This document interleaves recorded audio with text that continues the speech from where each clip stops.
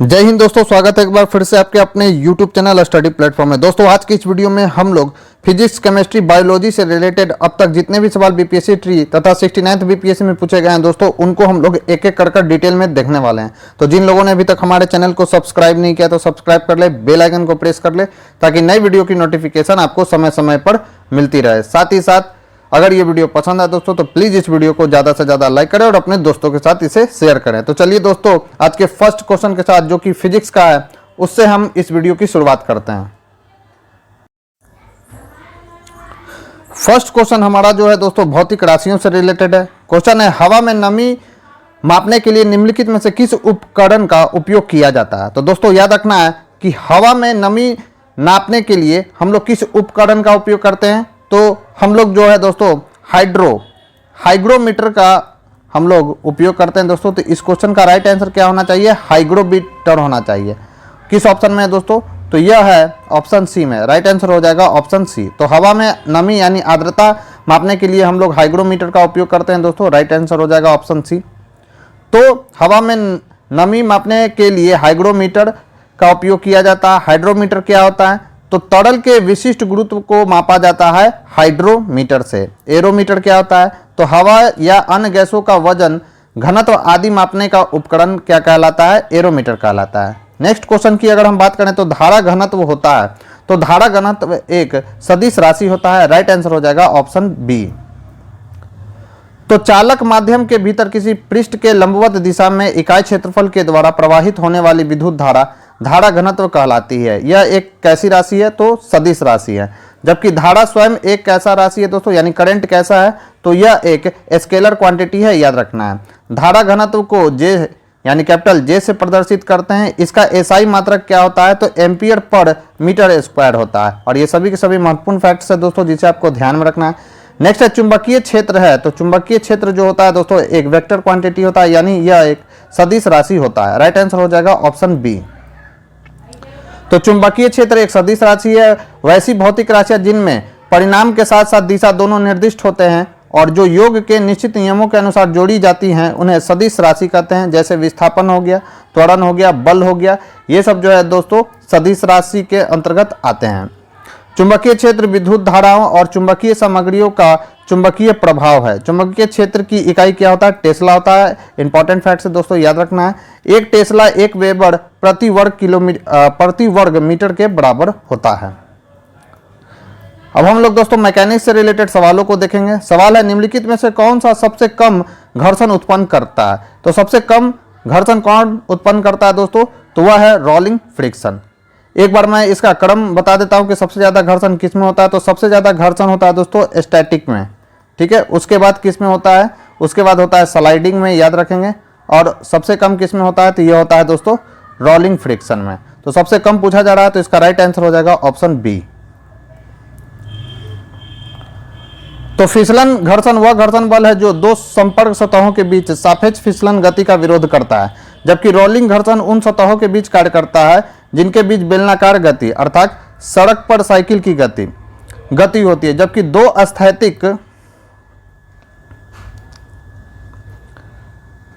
अस्थैतिक सतहों जब उनके बीच गति होने वाली हो तब के बीच कार्य करने वाले घर्षण बल को स्थैतिक घर्षण बल कहा जाता है। इनके मत संबंध जैसा कि मैंने आपको पहले ही बता दिया कि सबसे ज्यादा घर्षण होता है स्थैतिक घर्षण में यानी स्टैटिक फ्रिक्शन में, फिर होता है फिसलन में यानी स्लाइडिंग फ्रिक्शन में, और सबसे कम किस में होता है? रोलिंग फ्रिक्शन में।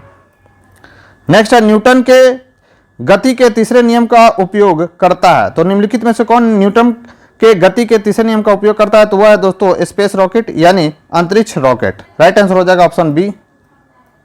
तो न्यूटन के गति के तृतीय नियम के अनुसार प्रत्येक क्रिया के बराबर परंतु विपरीत दिशा में प्रतिक्रिया होती है। जैसे रॉकेट को अंतरिक्ष में भेजना, बंदूक की गोली चलाने पर चलाने वाले को पीछे की ओर धक्का लगना, नाव से किनारे पर कूदने पर नाव को पीछे की ओर हट जाना इत्यादि। ये सब न्यूटन के थर्ड लॉ ऑफ मोशन का एक अच्छा उदाहरण है दोस्तों, जिसे आपको ध्यान में रखना है। नेक्स्ट है, एसी करंट को कैसे उत्पन्न करते हैं? तो एसी करंट को हम लोग डायनेमो के द्वारा उत्पन्न करते हैं, यानी अल्टरनेटिंग करंट को हम लोग डायनेमो के द्वारा उत्पन्न करते हैं दोस्तों।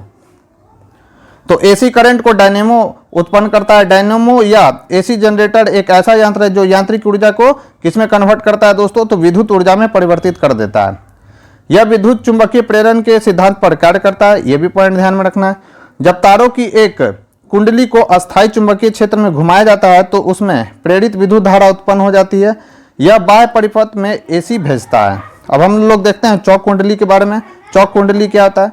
तो विद्युत परिपथ में प्रत्यावर्ती धारा, जिसे हम लोग अल्टरनेटिंग करंट कहते हैं, की प्रबलता कम करने वाली कुंडली को चौक कुंडली कहा जाता है। ट्रांसफार्मर क्या होता है? तो यह एक ऐसा उपकरण है जिससे बिना विद्युत शक्ति नष्ट किए हुए प्रत्यावर्ती धारा के विद्युत वाहक बल का मान बढ़ाया या घटाया जा सकता है। यह पारस्परिक विद्युत प्रेरण के सिद्धांत पर काम करता है। तो यह पॉइंट याद रखना है कि ट्रांसफार्मर किस सिद्धांत पर काम करता है? तो विद्युत प्रेरण के सिद्धांत पर। फिर हम लोग दोस्तों ध्वनि तरंग से रिलेटेड सवालों को देखेंगे। क्वेश्चन है कि मानव कान की श्रवण परास क्या है? तो मानव कान की श्रवण परास क्या है दोस्तों? तो इसका जो श्रवण परास है, राइट आंसर क्या हो जाएगा? इसका राइट आंसर हो जाएगा दोस्तों ऑप्शन ए, यानी मानव का कान की श्रवण जो परास है वह 20 हर्ट्ज से 20,000 हर्ट्ज तक है। राइट आंसर हो जाएगा ऑप्शन ए। इंपॉर्टेंट फैक्ट्स देख लेते हैं। तो ध्वनि एक प्रकार की तरंग है। कैसा तरंग है? अनुदैर्घ्य तरंग है, जो कि वस्तुओं के कंपन होने से उत्पन्न होती है। जिन ध्वनि तरंगों की आवृत्ति 20 हर्ट्ज से कम होती है उनको अश्रव यानी न सुनने वाली ध्वनि तरंग कहा जाता है। दोस्तों याद रखना है, मानव के कान इनको नहीं सुन सकते हैं। जिन ध्वनि तरंगों की आवृत्ति 20 से 20,000 हर्ट्ज के बीच होती है उनका श्रव्य ध्वनि तरंग कहा जाता है। मानव के कान इन ध्वनि को क्या करते हैं दोस्तों? सुन सकते हैं। अर्थात मानव कान की श्रवण परास 20 से 20,000 हर्ट्ज की आवृत्ति वाली ध्वनि तक होती है। 20,000 हर्ट्ज से ऊपर आवृत्ति वाले ध्वनियां प्राश्रव्य यानी अल्ट्रासोनिक ध्वनि कहलाते दोस्तों, यानी अल्ट्रासोनिक साउंड कहलाता है ये। मानव के कान इनको सुनने के लिए संवेदनशील नहीं होते हैं। नेक्स्ट है, निम्नलिखित में से कौन सी विद्युत चुंबकीय नहीं है? तो विद्युत चुंबकीय तरंगे कौन सा नहीं है? तो अल्फा किरण जो है दोस्तों विद्युत चुंबकीय तरंगे नहीं है, जबकि गामा किरण और एक्स किरण ये कैसा है दोस्तों? तो इलेक्ट्रोमैग्नेटिक वेव है, याद रखना है। राइट आंसर हो जाएगा ऑप्शन बी। तो ऐसी तरंगे जिनके संचरण के लिए माध्यम की आवश्यकता नहीं होती विद्युत चुंबकीय तरंग कहलाती है। इन तरंगों की कल्पना सर्वप्रथम मैक्सवेल ने की थी, याद रखेंगे। ये तरंगे विद्युत और चुंबकीय क्षेत्र के मध्य कंपन से उत्पन्न होती हैं। विद्युत चुंबकीय तरंगों में कौन कौन सा आता है? रेडियो तरंगे, सूक्ष्म तरंगे, अवरत किरणें यानी इंफ्रारेड रे, एक्सरे किरणें, पराबैंगनी किरणें और गामा किरणें शामिल है। अल्फा किरणें विद्युत चुंबकीय तरंग नहीं है, यह अल्फा कणों से मिलकर बनी होती है। नेक्स्ट है, प्रकाश तरंगे किस प्रकार की तरंग है? तो प्रकाश तरंगे जो है उपयुक्त में से एक से अधिक, क्योंकि प्रकाश जो है कैसा तरंगे हैं दोस्तों? तो प्रकाश याद रखेंगे उपयुक्त में से एक से अधिक हो जाएगा। ये अनुप्रस्थ भी है और विद्युत चुंबकीय तरंग दोनों है। राइट आंसर हो जाएगा उपयुक्त में से एक से अधिक। ध्वनि कैसा है? तो ध्वनि जो है अनुदैर्घ्य तरंग है, ये भी पॉइंट आपको ध्यान रखना है, ऑलरेडी हम लोग डिस्कस कर चुके हैं। तो प्रकाश ऊर्जा का एक स्वरूप है जो विद्युत चुंबकीय तरंगों के रूप में प्रसारित होता है। विद्युत चुंबकीय तरंगे कैसी होती है? तो अनुप्रस्थ तरंगे होती है, इसलिए प्रकाश अनुप्रस्थ तरंग है।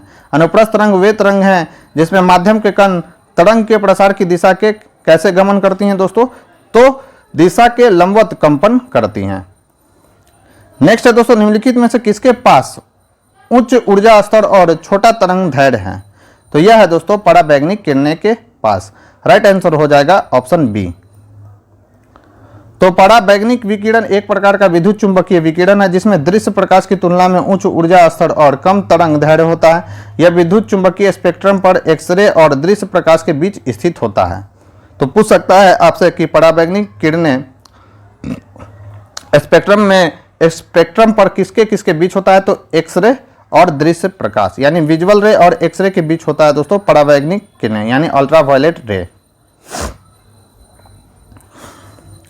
नेक्स्ट क्वेश्चन है हमारा ऊष्मा एवं तापमान से रिलेटेड क्वेश्चन है। अधिक ऊंचाई पर उबलते हुए पानी में सब्जियां पकने में अधिक समय लेता है, क्योंकि इसका मुख्य कारण क्या है?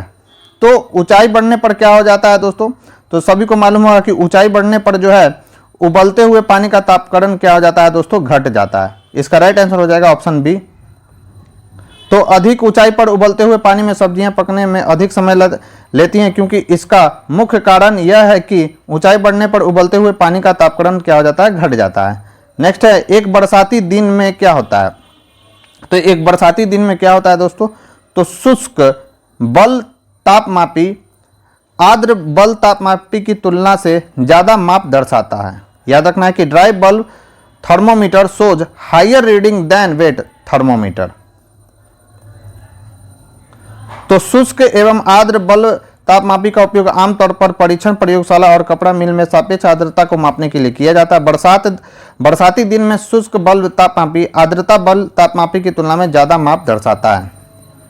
नेक्स्ट क्वेश्चन है कि a black body radiates energy at rate of E watt per metre square at a high temperature T kelvin. When the temperature is reduced to T/3 kelvin the radiant energy will be. तो radiant energy कितना हो जाएगा दोस्तों? तो ये theory based question है। Right answer हो जाएगा इसका E/16।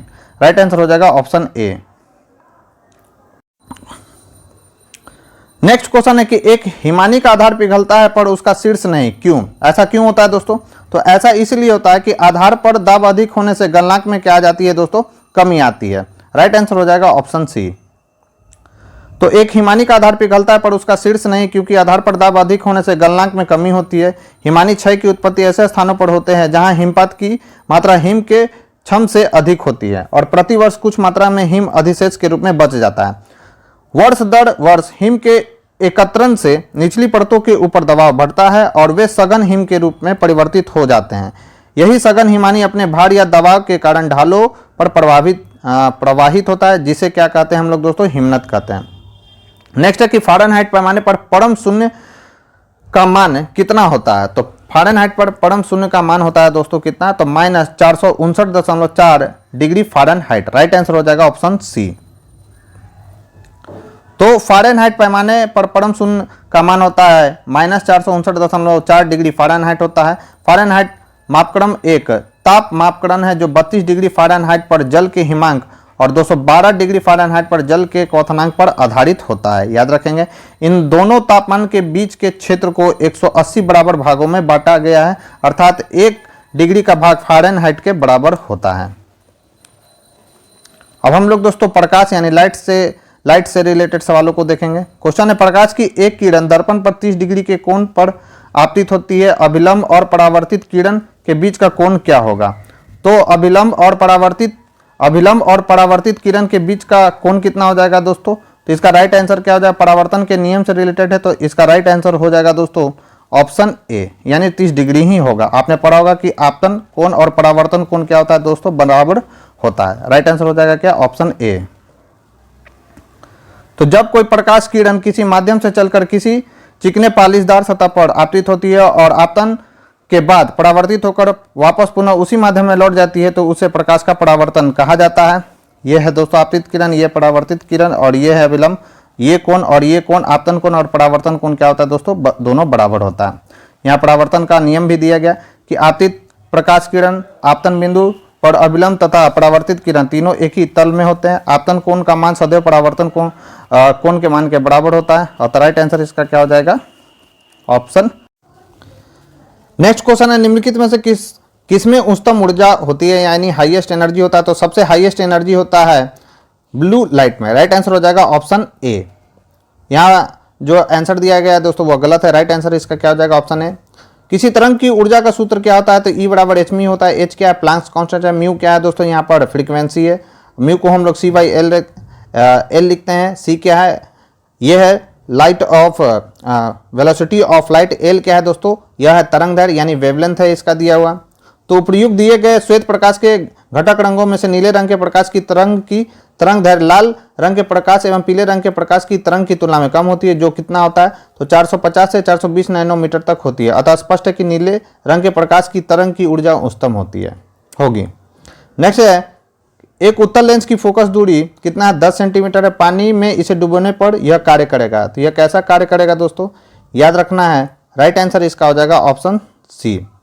अगर फोकल लेंथ 10 सेंटीमीटर से अधिक है तो एक उत्तल लेंस की तरह यह बिहेव करेगा। राइट आंसर हो जाएगा ऑप्शन सी। तो एक उत्तल लेंस की फोकस दूरी 10 सेंटीमीटर, पानी में डुबोने पर फोकल लेंथ जो है दोस्तों 10 सेंटीमीटर के एक उत्तल लेंस की तरह यह कार्य करेगा। नेक्स्ट क्वेश्चन है, हालांकि दृश्य प्रकाश में जल पारदर्शक होता है, दूरस्थ वस्तुओं को जल की महीन बूंदों से निर्मित कोहरे में नहीं देखा जा सकता। यह इसलिए होता है क्योंकि, तो यह क्यों होता है दोस्तों? तो यह होता है कि अधिकतर प्रकाश बिखरकर आभासी अस्पष्टता निर्मित करता है, ऐसा इसलिए होता है। राइट आंसर हो जाएगा ऑप्शन बी। तो हालांकि दृश्य प्रकाश में जल पारदर्शक होता है, दूरस्थ वस्तुओं को जल की महीन बूंदों से निर्मित कोहरे में नहीं देखा जा सकता है। ऐसा इसीलिए होता है क्योंकि अधिकतर प्रकाश बिखर कर आभासी अस्पष्टता निर्मित करता है। नेक्स्ट क्वेश्चन की अगर हम बात करें तो नेक्स्ट क्वेश्चन है कि एक वर्णी प्रकाश एक माध्यम से दूसरे माध्यम में प्रवेश करता है, निम्नलिखित में से कौन सा गुण नहीं बदलता है? तो याद रखना है दोस्तों, उसका आवृत्ति कभी नहीं बदलता है, यानी फ्रीक्वेंसी नहीं बदलता है। राइट आंसर हो जाएगा ऑप्शन ए। ये कई बार सवाल बीपीएससी में पूछा जा चुका है दोस्तों, ठीक है, याद रखना। आप बीपीएससी ट्री में भी पूछा जा चुका है, तो इस क्वेश्चन को आपको ध्यान में रखना है। एक वर्णी प्रकाश एक माध्यम से दूसरे माध्यम में प्रवेश करता है तो प्रकाश की चाल, तरंगदैर्घ्य तथा तीव्रता बदल जाती है, परंतु प्रकाश की आवृत्ति नहीं बदलती है। नेक्स्ट क्वेश्चन की अगर हम बात करें तो नेक्स्ट क्वेश्चन है हमारा, फोटो इलेक्ट्रिक सेल एक ऐसा उपकरण है जो क्या कार्य करता है? तो फोटो इलेक्ट्रिक सेल क्या करता है? प्रकाश ऊर्जा को विद्युत ऊर्जा में कन्वर्ट करता है दोस्तों। राइट आंसर हो जाएगा ऑप्शन ए। तो फोटो इलेक्ट्रिक सेल एक ऐसा उपकरण है जो कि प्रकाश ऊर्जा को विद्युत ऊर्जा में बदलता है, इसे फोटो सेल भी कहा जाता है। फोटो इलेक्ट्रिक सेल 3 प्रकार के होते हैं, कौन कौन सा होता है दोस्तों? तो फोटो उत्सर्जक सेल, फोटो प्रवाहिकीय सेल और photovoltaic cell. Next question है, अवतल दर्पण द्वारा बनाया गया प्रतिबिंब वास्तविक, उल्टा और वस्तु के आकार के बराबर होता है। वस्तु की स्थिति कैसी होनी चाहिए? तो वस्तु कहाँ पर होना चाहिए दोस्तों? तो वक्रता केंद्र पर अगर वस्तु को रखा जाए तो वह उसका जो इमेज बनेगा दोस्तों कैसा बनेगा? वास्तविक बनेगा, उल्टा बनेगा और वस्तु के आकार के बराबर बनेगा। राइट आंसर हो जाएगा ऑप्शन बी। जब किसी वस्तु की स्थिति वक्रता के केंद्र पर होती है, याद रखना है, तो अवतल दर्पण द्वारा बनाया गया प्रतिबिंब वास्तविक, उल्टा और वस्तु के बराबर होता है। जिस गोलीय दर्पण का परावर्तक तल धंसा रहता है उसे कौन सा का दर्पण कहा जाता है? तो अवतल दर्पण कहते हैं। अवतल दर्पण को अभिसारी दर्पण भी कहा जाता है, याद रखना है, क्योंकि यह अनंत से आने वाली किरणों को क्या करता है दोस्तों? सिकोड़ता है। नेक्स्ट है, 2 कैंडेला का एक समदिग्ध स्रोत जितना प्रकाश फ्लक्स पैदा करता है वह है, तो यह कितना प्रकाश फ्लक्स पैदा करता है दोस्तों? तो यह 8 पाई ल्यूमेन प्रकाश जो क्या करता है दोस्तों? पैदा करता है। राइट आंसर हो जाएगा ऑप्शन सी, 2 कैंडेला का। यह थ्योरी बेस्ड क्वेश्चन पूछा गया है, याद रखेंगे। ज्योति फ्लक्स चमकदार प्रकाश तरंगों के रूप में निकाय से प्रति सेकंड निकलने वाली प्रकाश ऊर्जा है। इसकी इकाई ल्यूमेन होती है, याद रखेंगे, जिसे एक कैंडेला के स्रोत के प्रति इकाई ठोस कण में निहित फ्लक्स के रूप में परिभाषित किया जाता है। अर्थात एक ल्यूमेन वह ज्योति फ्लक्स है जो एक कैंडेला की ज्योति तीव्रता का समदैशिक बिंदु स्रोत एकांक घन कोण में उत्सर्जित करता है। ठीक है, तो ये फॉर्मूला दिया गया दोस्तों, I = 2। ये आपसे पूछा जा रहा फाई इक्वल टू क्या होगा? हम जानते हैं कि फाई इक्वल टू कितना होता है? 4 पाई आई, और आई का वैल्यू दिया हुआ है 2, तो फाई इक्वल टू हो जाएगा 8 पाई ल्यूमेन। ठीक है, नेक्स्ट है, प्रिज्म द्वारा सफेद प्रकाश के परिक्षेपण में कौन सा रंग अधिकतम विचलित होता है? तो आपको मालूम होगा दोस्तों, विग्योर का नाम आपने सुना होगा। सबसे ज्यादा विचलित कौन सा होता है? तो वह होता है वायलेट, यानी बैगनी कलर होता है दोस्तों। राइट आंसर हो जाएगा ऑप्शन सी। तो प्रिज्म द्वारा सफेद प्रकाश के परिक्षेपण में बैगनी रंग अधिकतम विचलित होता है। प्रिज्म एक प्रकार का ऑप्टिकल त्रिभुजाकार पारदर्शी आकृति है जो सपाट पाली सतहों के साथ पारदर्शी होता है। जब सफेद प्रकाश प्रिज्म से गुजरता है तो वह अपने मूल 7 रंग कौन कौन सा? तो बैगनी, इंडिगो, नीला, हरा, पीला, नारंगी, लाल। सबसे कम विक्षेपित कौन होता है? लाल रंग होता है, याद रखना है। और लाल रंग का तरंगदैर्घ्य जो होता है दोस्तों सबसे अधिक होता है, और बैगनी रंग का तरंगदैर्घ्य क्या होता है? सबसे कम होता है। ये भी पॉइंट ध्यान में रखना है। और त्रिभुज के आधार की ओर अपवर्तित हो जाता है। प्रकाश का यह फैलाव उसकी तरंगदैर्घ्य पर निर्भर करता है। जिस रंग का तरंगदैर्घ्य सबसे कम होता है उसका प्रकीर्णन सबसे ज्यादा, याद रखेंगे। और जिस रंग का तरंगदैर्घ्य सबसे ज्यादा होता है उसका प्रकीर्णन क्या होता है? सबसे कम होता है। ज्ञातव्य है कि बैगनी रंग का तरंगदैर्घ्य कम होने के कारण उसका प्रकीर्णन क्या होता है दोस्तों? अधिकतम होता है। नेक्स्ट है कि एक सामान्य नेत्र लेंस की नाभिक दूरी होती है, तो यह होती है दोस्तों लगभग 2 सेंटीमीटर। राइट आंसर हो जाएगा ऑप्शन सी। इंपॉर्टेंट सवाल है दोस्तों, ध्यान में रखना है कि एक सामान्य नेत्र की नाभिक दूरी जो है लगभग 2 सेंटीमीटर होती है। नेत्र लेंस और रेटिना के बीच की दूरी लगभग 2 सेंटीमीटर होती है। आपतित समानांतर के द्वारा फोकस पर वस्तु की छवि बनाई जाती है। इसी छवि के रेटिना पर बनने के लिए फोकल लंबाई यानी फोकल लेंथ 2 सेंटीमीटर के लगभग होनी आवश्यक होती है। दोस्तों अगर ये वीडियो पसंद आ रहा हो, वीडियो का कंटेंट अगर आपको पसंद आ रहा हो, तो प्लीज़ इस वीडियो को ज़्यादा से ज़्यादा लाइक करें और अपने दोस्तों के साथ इसे शेयर करें। जो लोग हमारे चैनल से पहली बार जुड़े हैं तो चैनल को सब्सक्राइब कर ले, बेल आइकन को प्रेस कर ले, ताकि नई वीडियो की नोटिफिकेशन आपको समय समय पर मिलती रहे। बढ़ते हैं अपने नेक्स्ट क्वेश्चन की ओर। नेक्स्ट क्वेश्चन है हमारा दोस्तों, प्रिज्म से गुजरने पर सबसे अधिक अपवर्तित होने वाला रंगीन प्रकाश कौन सा है? तो वह है दोस्तों, अभी हम लोगों ने देखा था, राइट आंसर इसका क्या हो जाएगा? बैगनी कलर, यानी बैगनी रंग जो होता है दोस्तों सबसे अधिक अपवर्तित रहता है। राइट आंसर हो जाएगा बी।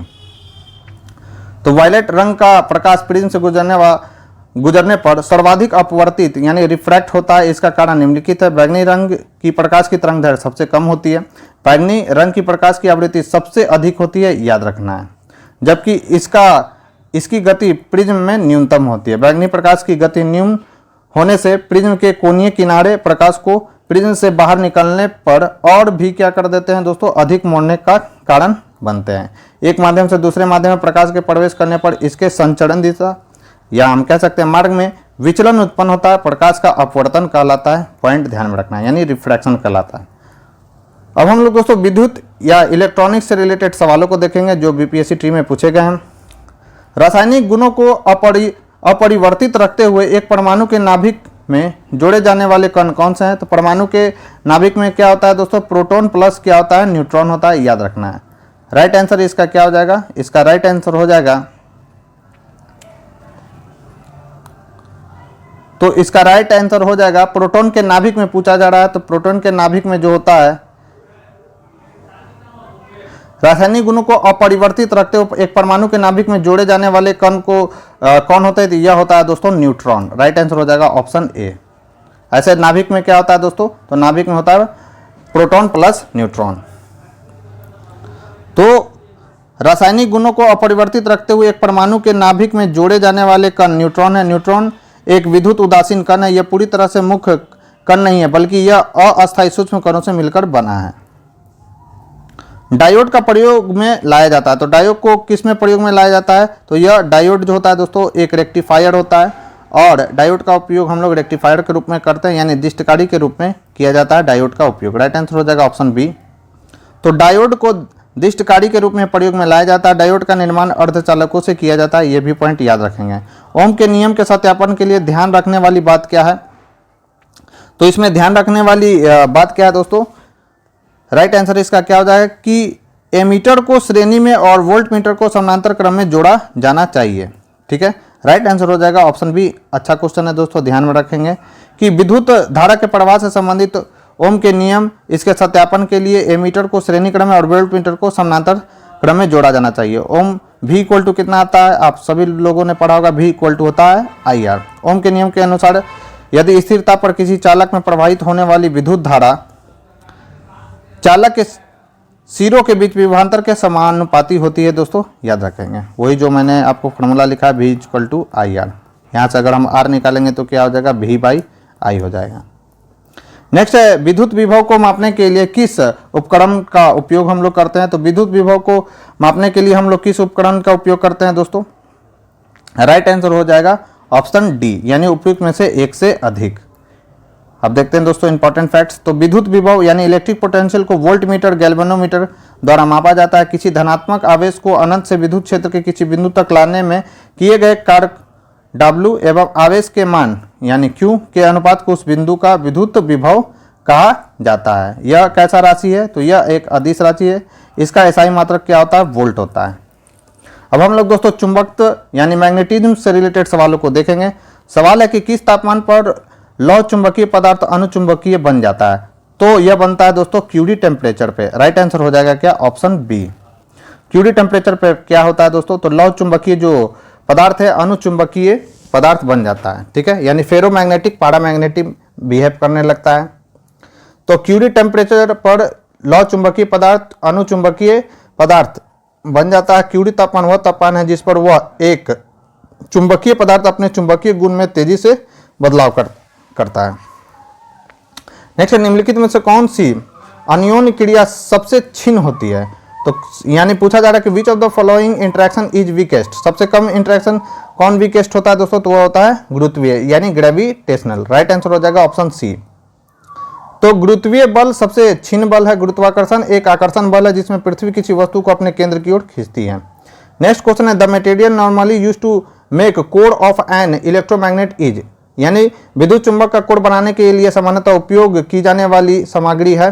तो यह सामग्री कौन सा है दोस्तों? तो वह है सॉफ्ट आयरन यानी नरम लोहा। राइट आंसर हो जाएगा ऑप्शन ए। तो विद्युत चुंबक का कोर बनाने के लिए सामान्यतः उपयोग की जाने वाली सामग्री नरम लोहा है। कुंडली के अंदर का नरम लोहा चुंबकीय क्षेत्र को मजबूत बनाता है, क्योंकि जब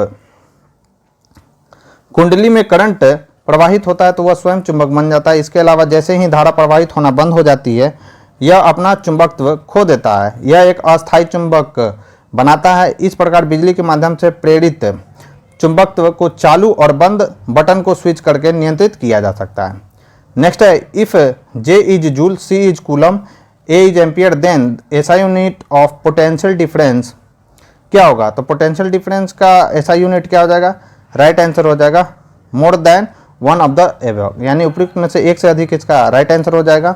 अप्लाइड क्वेश्चन एकदम पूछा गया दोस्तों, मतलब फॉर्मूला बेस्ड भी क्वेश्चन पूछा गया। थ्योरी जिनका कंप्लीट रहेगा वो ऐसे सवालों का जवाब आसानी से दे पाएंगे। तो विभवांतर की SI इकाई होती है वोल्ट, और इसे V द्वारा व्यक्त किया जाता है। दो बिंदुओं के बीच विद्युत क्षमता में अंतर को क्या कहा जाता है? विद्युत विभवांतर कहा जाता है। वोल्ट इक्वल टू होता है जूल बाई कूलम, यानी V इक्वल टू कितना आता है? Lambda by C. V equal to कितना हो जाएगा? लैम्डा बाई सी पे पावर -1। तो इसका राइट आंसर D दे रहा है, जबकि राइट आंसर क्या होना चाहिए? लैम्डा बाई सी, यानी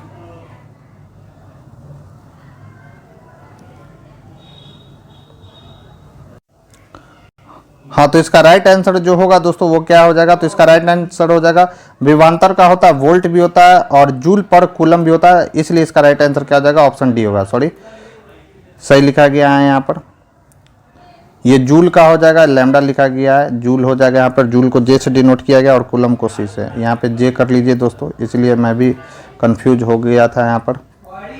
नेक्स्ट है, अलग अलग द्रव्यमान की दो वस्तुएं चंद्रमा की सतह के पास स्वतंत्र रूप से गिरने से क्या होता है? तो किसी भी क्षण एक ही वेग होगा दोस्तों, याद रखेंगे कि अलग अलग द्रव्यमान की दो वस्तुएं चंद्रमा की सतह के पास स्वतंत्र रूप से गिरने से किसी भी क्षण एक ही वेग होगा, क्योंकि गुरुत्वाकर्षण के कारण उनका समान त्वरण होगा। किसी एक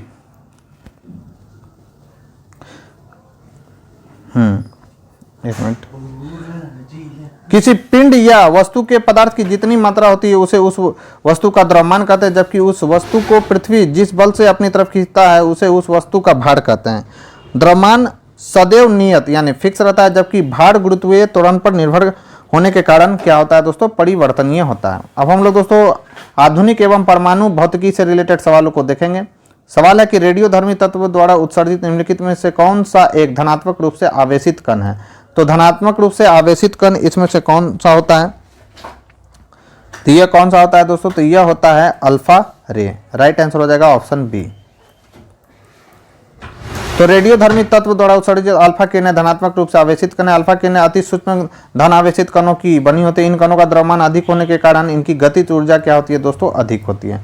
नेक्स्ट है, नाभिकीय रिएक्टर में डीटीओ का उपयोग होता है। तो नाभिकीय रिएक्टर में डीटीओ का उपयोग हम लोग मॉडरेटर के रूप में करते हैं, यानी मंदक के रूप में करते हैं। राइट आंसर हो जाएगा ऑप्शन सी।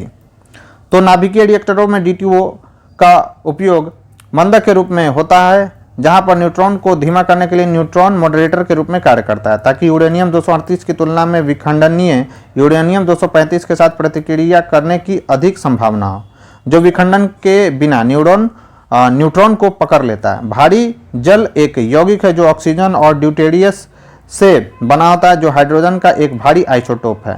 यह 2H या D द्वारा दर्शाया जाता है। भारी जल को ड्यूटेरियस ऑक्साइड भी कहा जाता है। ये पॉइंट भी आपको ध्यान रखना है। नेक्स्ट है, किसी विखंडनीय द्रव का क्रांतिक द्रव्यमान होगा। तो यह होगा श्रृंखला अभिक्रिया हेतु आवश्यक न्यूनतम द्रव्यमान। यह कहलाता है दोस्तों क्रांतिक द्रव्यमान। राइट आंसर होगा बी। तो किसी विखंडनीय द्रव का उसके क्रांतिक आकार के संगत वह द्रव्यमान जो श्रृंखला अभिक्रिया को जारी रखने के लिए आवश्यक होता है, क्रांतिक द्रव्यमान कहलाता है। किसी विखंडनीय द्रव का क्रांतिक द्रव्यमान श्रृंखला अभिक्रिया हेतु आवश्यक न्यूनतम द्रव्यमान होता है। नेक्स्ट क्वेश्चन की अगर हम बात करें तो नेक्स्ट क्वेश्चन खगोलिकी एवं गुरुत्वाकर्षण से रिलेटेड है। क्वेश्चन है कि स्वतंत्र रूप से पृथ्वी की ओर गिरते हुए पिंड की कुल ऊर्जा क्या रहता है? तो कुल ऊर्जा इसका स्थिर रहता है दोस्तों। राइट आंसर हो जाएगा ऑप्शन सी। तो ऊर्जा संरक्षण के नियमानुसार ऊर्जा को न तो उत्पन्न किया जा सकता है और न ही नष्ट किया जा सकता है, बल्कि एक रूप से दूसरे रूप में क्या किया जा सकता है दोस्तों? ट्रांसफर किया जा सकता है, याद रखेंगे। अतः जब कोई वस्तु स्वतंत्र रूप से पृथ्वी पर गिरती है तो उसकी कुल ऊर्जा स्थिर रहेगी, क्योंकि जब कोई पिंड विरामावस्था में उच्चतम बिंदु पर होता है तो उसकी स्थितिक ऊर्जा अधिक और गतिज ऊर्जा शून्य होती है। लेकिन जब यह जमीन से टकराने वाली होती है तो उसकी गतिज ऊर्जा अधिकतम और स्थितिज ऊर्जा क्या होती है दोस्तों, शून्य हो जाती है। इस प्रक्रिया के दौरान कुल ऊर्जा संरक्षित होता है, यानी टोटल एनर्जी क्या हो जाता है दोस्तों, कंजर्व रहता है। नेक्स्ट सवाल है, भू स्थिर उपग्रह घूमता है, तो यह घूमता है स्थिर ऊंचाई पर। राइट आंसर हो जाएगा ऑप्शन बी। तो पृथ्वी के चारों ओर परिक्रमा कर रहे किसी कृत्रिम ग्रह का वह वृत्तीय पथ जिस पर पृथ्वी के समान ही स्थिर ऊंचाई पर पश्चिम से पूर्व दिशा में घूर्णन करता है, तो उसे उपग्रह को क्या कहते हैं, भू स्थैतिक यानी जियो स्टेशनरी सैटेलाइट कहते हैं। यह उपग्रह पृथ्वी तल से, ये किलोमीटर याद रखना है, सवाल पूछ सकता है कितना किलोमीटर पर जियो स्टेशनरी सैटेलाइट होता है, तो 36,000 किलोमीटर की ऊंचाई पर स्थित होते हैं। अब हम लोग दोस्तों फिजिक्स में विविध तत्व से रिलेटेड सवालों को भी देख लेते हैं। सवाल है 41 नंबर, किसी चालक का प्रतिरोध समानुपाती होता है, तो किसी चालक का जो प्रतिरोध होता है वो समानुपाती होता है किसका, लंबाई के। आपने पढ़ा होगा R = कितना होता है, ρl/l, और एरिया का क्या होता है दोस्तों, व्युत क्रमानुपाती होता है, जबकि लंबाई का क्या होता है, यह समानुपाती होता है। राइट आंसर हो जाएगा इस क्वेश्चन की अगर हम बात करें तो सी होगा। तो किसी चालक पदार्थ का प्रतिरोध उस चालक पदार्थ से होकर धारा के प्रवाह में उत्पन्न होने वाली बाधा की माप होता है। किसी चालक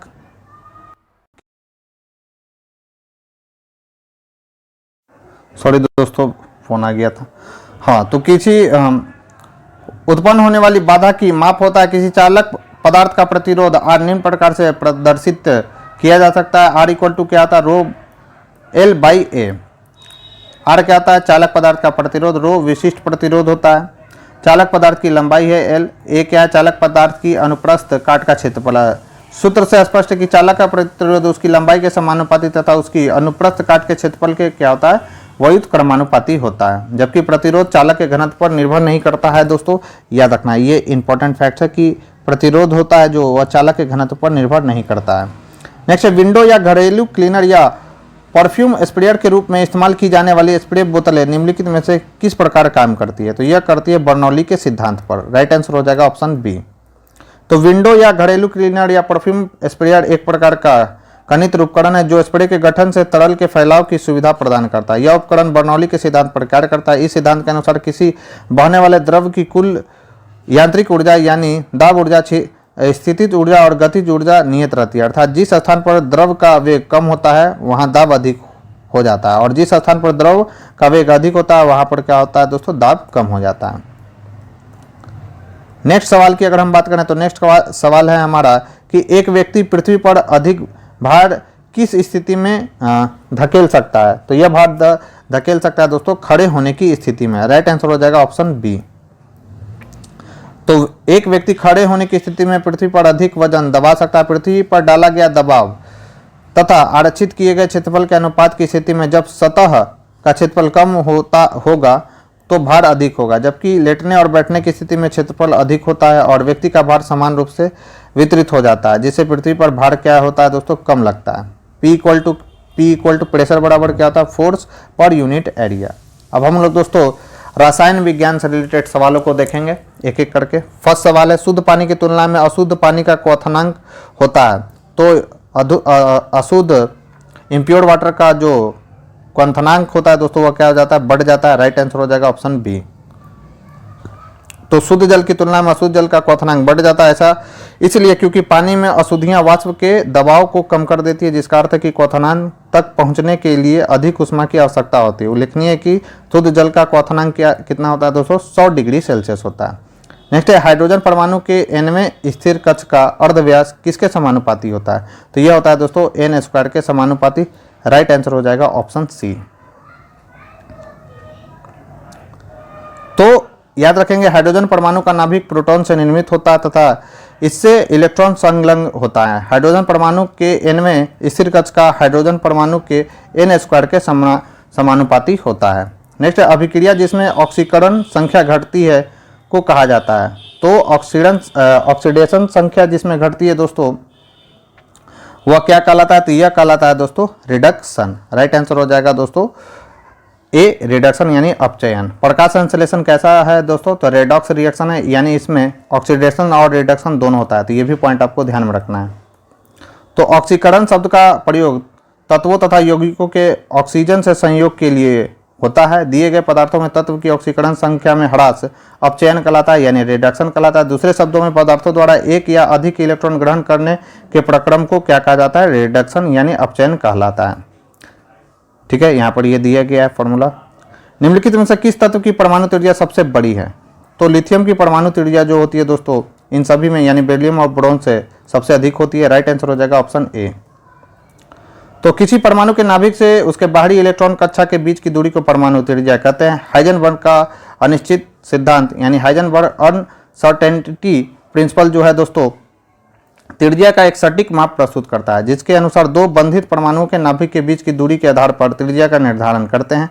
बंधन के आधार पर परमाणु की अलग अलग त्रिज्या होगी, इसलिए परमाणु का कोई निश्चित दायरा नहीं होता है। इसलिए परमाणु की कोई भी त्रिज्या उनके द्वारा बनाए गए बंधों पर निर्धारित की जाती है। उपरोक्त विकल्प में लिथियम की परमाणु त्रिज्या कितना होता है?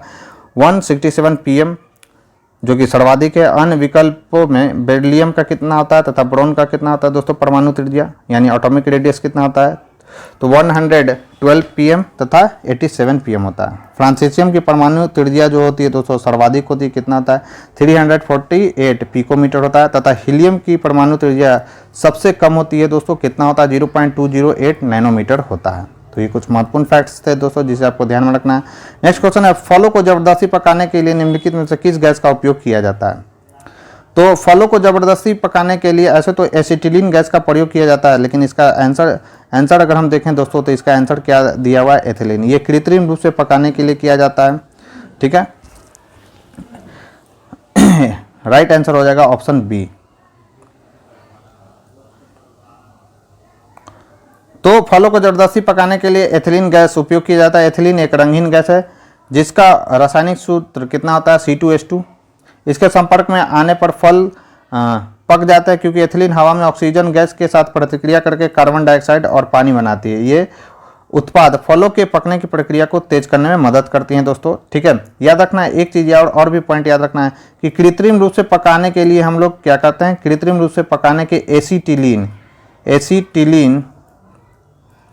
एसिटिलीन गैस का उपयोग करते हैं और प्राकृतिक रूप से पकाने के लिए हम लोग क्या करते हैं दोस्तों? तो एथिलीन, जो कि यहाँ पर दिया गया वही सवाल आपसे पूछा गया, और एथिलीन का सूत्र होता है C2H4। ठीक है, कृत्रिम और प्राकृतिक रूप से पकाने के लिए फलों में क्या उपयोग करते हैं? तो कृत्रिम रूप से एसिटिलीन गैस का उपयोग करते हैं और प्राकृतिक रूप से किसका उपयोग किया जाता है दोस्तों? तो एथिलीन का। नेक्स्ट है, सोडियम हाइड्रोक्साइड और हाइड्रोक्लोरिक अम्ल का अभिक्रिया से सोडियम क्लोराइड और जल बनते हैं। यह अभिक्रिया यह कौन सी अभिक्रिया यह पूछा जा रहा था? यह उदासीनीकरण अभिक्रिया है दोस्तों। राइट आंसर हो जाएगा ऑप्शन ए। राइट आंसर क्या हो जाएगा दोस्तों? Option A. तो सोडियम क्लोराइड और हाइड्रोक्लोरिक अम्ल की अभिक्रिया से सोडियम क्लोराइड और जल बनता है। यह अभिक्रिया उदासीनीकरण अभिक्रिया, इसमें अम्ल और क्षार क्रिया करके एक लवण और जल का निर्माण करते हैं। इमली में कौन सा अम्ल होता है? तो इमली में अम्ल होता है टारटेरिक एसिड। राइट आंसर हो जाएगा ऑप्शन बी। अब यहाँ पर याद रखना है कुछ इंपॉर्टेंट फैक्ट्स दिया गया। सिरका में कौन सा एसिड होता है? तो एसिटिक एसिड होता है। एसिटिक एसिड का फार्मूला क्या होता है? CH3COOH होता है। यह एसिटिक एसिड का फार्मूला होता है। सेब में मैलिक एसिड होता है। दूध में क्या होता है? लैक्टिक एसिड होता है। नींबू का रस यानी खट्टे फलों में क्या होता है? सिट्रिक एसिड होता है। और अंगूर में क्या होता है दोस्तों?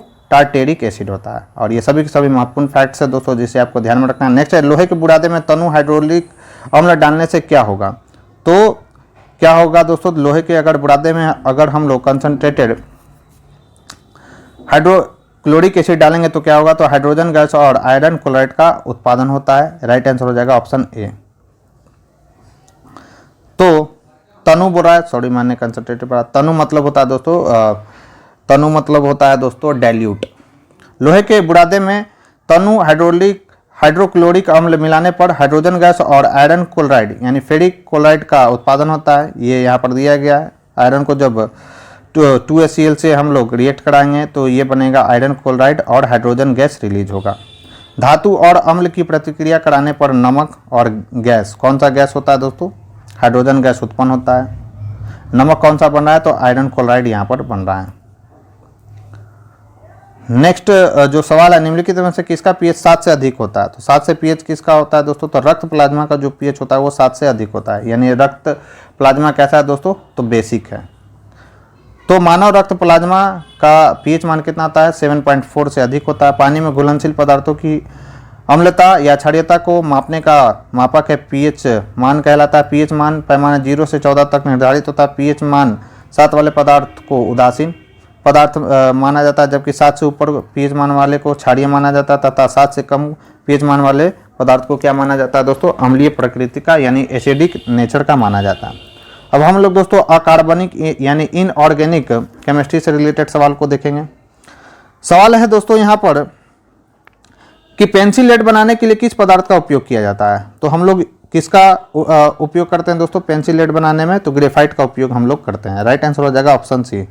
तो लेड पेंसिल को बनाने के लिए ग्रेफाइट का प्रयोग किया जाता है। ग्रेफाइट कार्बन का एक अपरूप है और इसमें कमजोर सहसंयोजक बंधों द्वारा बंधी कार्बन परमाणु की फिसलन युक्त परतें होती है, जिसके कारण इसकी प्रकृति कोमल होती है और इसे भारी मशीनों में ठोस अस्नेहक के रूप में भी प्रयोग किया जाता है। इसका उपयोग बैटरी में इलेक्ट्रोड के रूप में भी किया जाता है। नेक्स्ट क्वेश्चन की अगर हम बात करें तो नेक्स्ट क्वेश्चन है हमारा, निम्नलिखित में से कौन सा अल्कोहल पेय के लिए उपयुक्त है? तो कौन सा है दोस्तों? तो इथेनॉल जो है दोस्तों वह पेय के लिए उपयुक्त होता है। इथेनॉल अल्कोहल जो होता है दोस्तों वह पेय के लिए क्या होता है? उपयुक्त होता है। राइट आंसर हो जाएगा सी। तो इथेनॉल निर्जल एथिल अल्कोहल जिसका फॉर्मूला होता है C2H5OH होता है, जिसे गेहूं, मक्का, गन्ने तथा शक्कर आदि से उत्पादित किया जा सकता है। इसमें स्टार्च की मात्रा उच्च होती है, याद रखेंगे। इथेनॉल का उपयोग हम लोग क्या किस में करते हैं?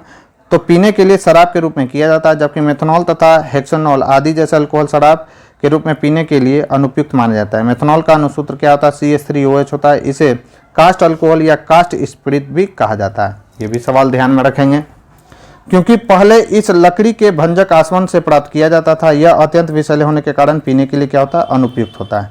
नेक्स्ट है, पानी में घुलने पर उसे कठोर बनाने वाला यौगिक कौन सा है? तो उसे कठोर बनाने वाला यौगिक कौन सा है दोस्तों? तो कैल्शियम बाइकार्बोनेट है। राइट आंसर हो जाएगा ऑप्शन सी। तो वह यौगिक जो पानी में घुलने पर पानी को कठोर बनाता है वह कैल्शियम बाइकार्बोनेट है। पानी की कठोरता किस में होता है? तो बाइकार्बोनेट, सल्फेट, कैल्शियम एवं मैग्नीशियम के क्लोराइड की उपस्थिति के कारण होता है दोस्तों। मोस्ट VBI ये सब क्या है दोस्तों? फैक्ट्स हैं। NCERT पढ़ेंगे आपको सब मिल जाएगा। The acid which can destroy the colour of acetic KMnO4 यानी पोटासियम परमैंगनेट अम्ल जो अम्लीय KMnO4 का रंग नष्ट कर सकता है वह कौन सा है? तो वह कौन सा है दोस्तों? तो वह है C6H8O7। राइट आंसर हो जाएगा ऑप्शन बी। तो अम्ल जो अम्लीय KMnO4 यानी पोटासियम परमैंगनेट का रंग नष्ट कर सकता है वह है C6H8O7 यानी साइट्रिक एसिड इसे कहा जाता है, याद रखेंगे। नेक्स्ट है, निम्नतम अवस्था में हाइड्रोजन परमाणु की कक्षा में एक इलेक्ट्रॉन की चाल होगी तो यह कितना होता है? C/137 होता है दोस्तों हाइड्रोजन इलेक्ट्रॉन की चाल। एक हाइड्रोजन इलेक्ट्रॉन की चाल होता है दोस्तों कितना उसके कक्षा में? तो C/137। नेक्स्ट है Al2O3 2SiO2 2H2 निम्नलिखित में से किसका रासायनिक सूत्र है? तो यह रासायनिक सूत्र किसका है दोस्तों? तो यह चाइना क्ले का है यानी चीनी मिट्टी का यह रासायनिक सूत्र है। तो चीनी मिट्टी का रासायनिक सूत्र है यह। चीनी मिट्टी को केओलिनाइट एक प्रकार की सफेद या सुघट्ट मिट्टी है जो प्राकृतिक अवस्था में पाई जाती है। इसका रासायनिक संघटन जलयुक्त एल्यूमिनियम सिलिकेट है। नेक्स्ट है, मिट्टी के तेल के बर्तन में बर्फ का एक टुकड़ा डाला जाता है। बर्फ के पिघलने पर मिट्टी के तेल की सतह पर क्या होगा? तो तेल की सतह पर यह क्या होगा दोस्तों? तो यह गिरेगी। तो पानी और मिट्टी का तेल अमिश्रणीय प्रकृति के पदार्थ है, फिर भी बर्फ के टुकड़े यानी ठोस अवस्था में को मिट्टी के तेल में डालने पर बर्फ अपने आकार के 3/4 भाग के बराबर तेल को विस्थापित करता है, जिससे पहले तो तेल की ऊपरी सतह उठती है, परंतु बर्फ के पिघलने और पानी बनने पर पानी ऊपरी सतह को आच्छादित कर लेता है। अभी यानी अमिश्रणीय प्रकृति के कारण तथा तेल की सतह का स्तर गिरकर अपनी प्रारंभिक क्या होता है दोस्तों? प्रारंभिक स्तर को प्राप्त कर लेता है। अब हम लोग दोस्तों ऑर्गेनिक केमिस्ट्री से यानी कार्बनिक रसायन से रिलेटेड सवालों को देखेंगे। माचिस की डिब्बी में रगड़ने वाली सतह पर मौजूद मुख्य रासायनिक घटक कौन सा होता है? सभी को मालूम होगा। राइट आंसर इसका क्या हो जाएगा? इसमें होता है फास्फोरस। राइट आंसर हो जाएगा बी। तो माचिस की डिब्बी में रगड़ने वाली सतह पर मौजूद मुख्य रासायनिक घटक लाल फास्फोरस तथा बारीक पिसा हुआ कांच का पाउडर होता है। लाल फास्फोरस एक अत्यधिक प्रतिक्रियाशील और ज्वलनशील पदार्थ है। जब माचिस की तिल्ली को डिब्बे पर रगड़ा जाता है तो उत्पन्न घर्षण और गर्मी के कारण लाल फास्फोरस माचिस की तिल्ली में मौजूद पोटासियम क्लोरेट के साथ रासायनिक प्रतिक्रिया से गुजरता है, जिसके कारण उनके बीच अग्नि की लौ उत्पन्न होती है और माचिस की तिल्ली जल उठती है। नेक्स्ट क्वेश्चन है दोस्तों, प्रयोगशाला में विकसित हीरे यानी LGD के संदर्भ में हीरे के बीज के रूप में किसका उपयोग किया जाता है? तो हीरे के बीज के रूप में इसका उपयोग किया जाता है दोस्तों ग्रेफाइट का। राइट आंसर हो जाएगा ऑप्शन बी। तो प्रयोगशाला में विकसित हीरे के संदर्भ में हीरे के बीज के रूप में ग्रेफाइट का उपयोग किया जाता है। हीरे को कृत्रिम रूप से उगाने की HPHT और CVD दो विधियां हैं। दोनों विधियों में एक बीज तथा दूसरे हीरे के एक टुकड़े से शुरू होती है।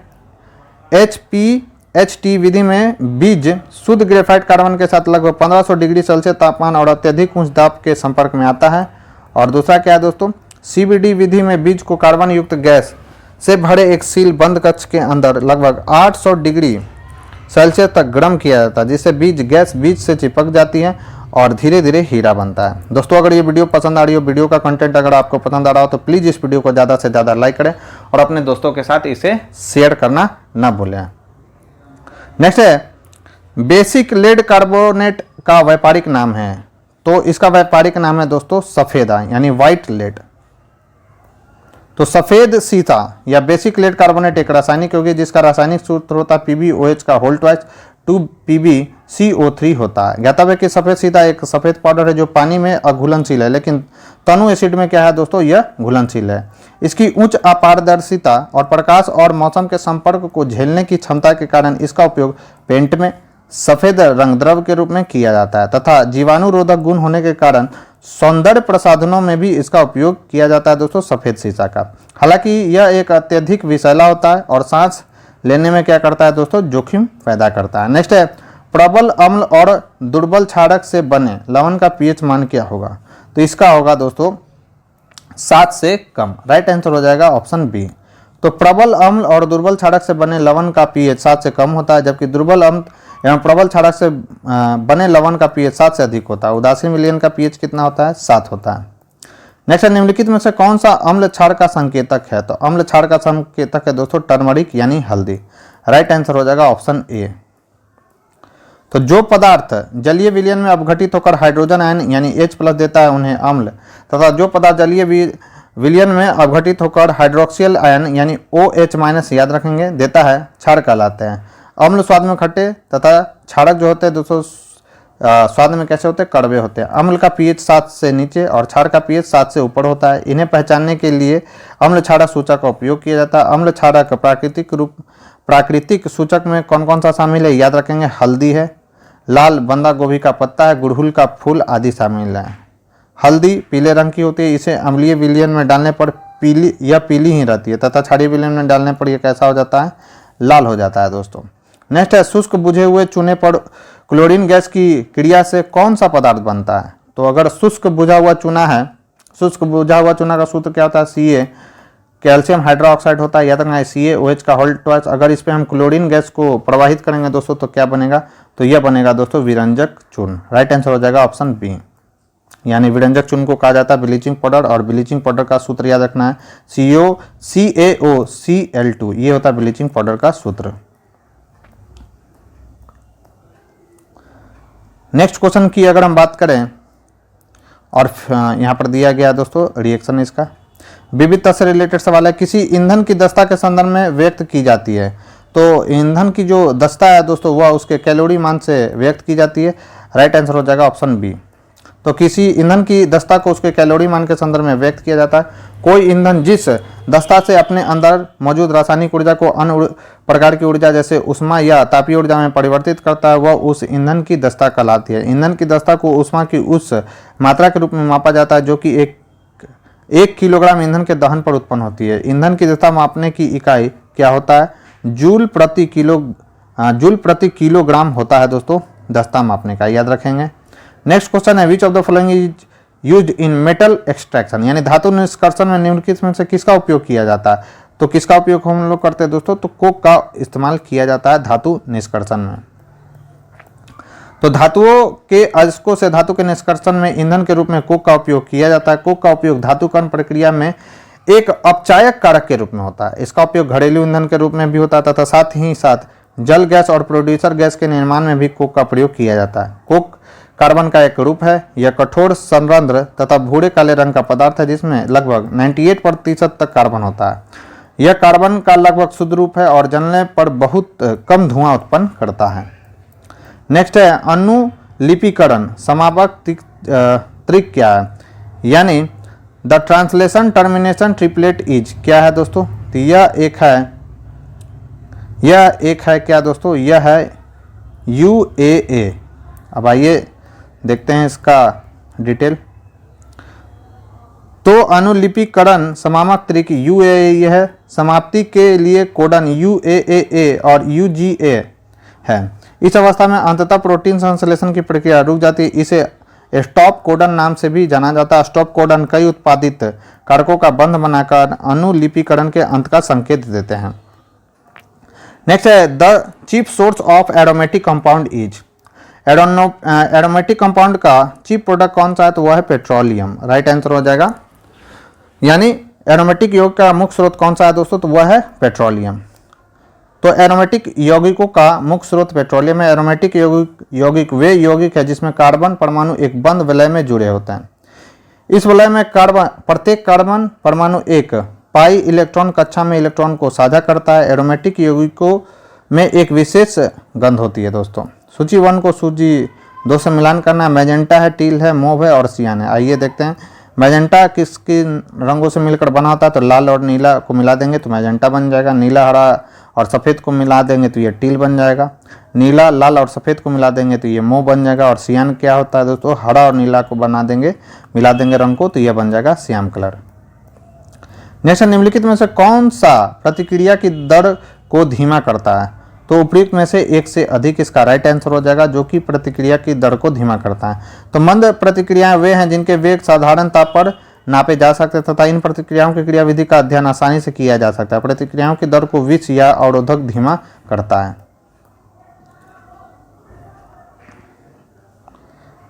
अब यहाँ पर इंपॉर्टेंट फैक्ट्स और भी है दोस्तों। एक उत्प्रेरक की उपस्थिति में प्रतिक्रिया का वेग अधिक हो जाता है।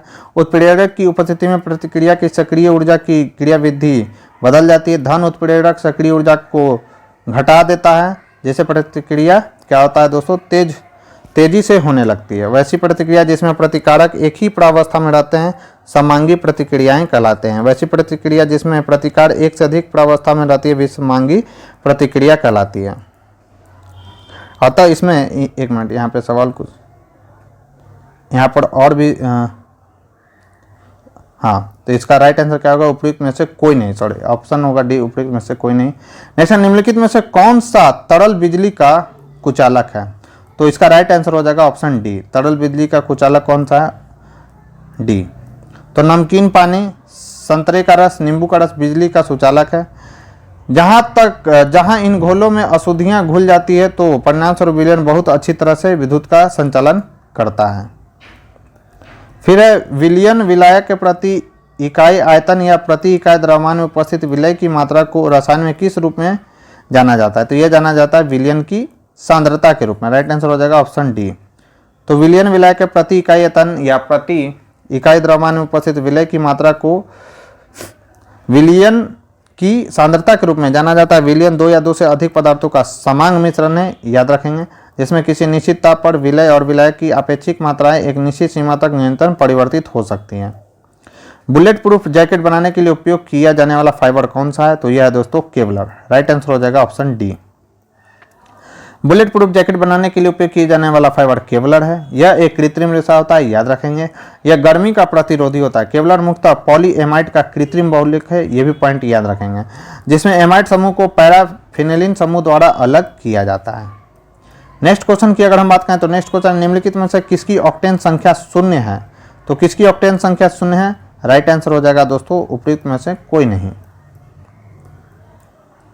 तो पेट्रोल की गुणवत्ता व्यक्त करने वाले अंक ऑक्टेन संख्या कहलाता है। पेट्रोल जितना अधिक अच्छा होता है उसकी ऑक्टेन संख्या उतनी अधिक होती है। आइसो ऑक्टेन में ऑक्टेन संख्या 100 तथा एन हेप्टेन में ऑक्टेन की संख्या 0 होती है। अतः ई उपयुक्त में से कोई सत्य नहीं है।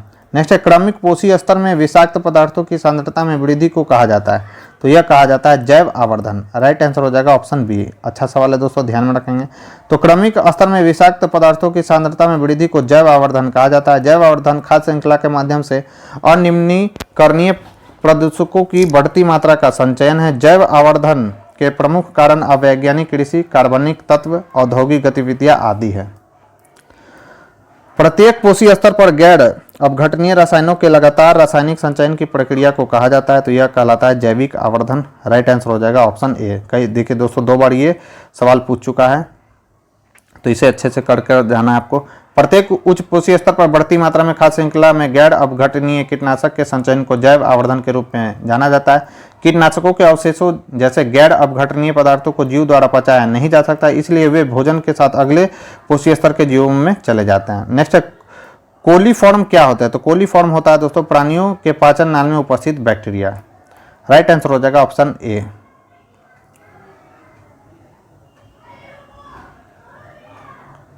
तो प्राणियों के पाचन नाल मुख्य रूप से आंत में पाए जाने वाले बैक्टीरिया समूह को कोलीफॉर्म कहा जाता है। कोलीफॉर्म बैक्टीरिया समूह के जल में, मिट्टी में तथा पौधे पर भी पाए जाते हैं। यह हानिकारक बैक्टीरिया नहीं होते हैं, याद रखेंगे। नेक्स्ट है, खाने के डिब्बे पर जिंक के बजाय टीन की परत चढ़ी होती है, क्यों?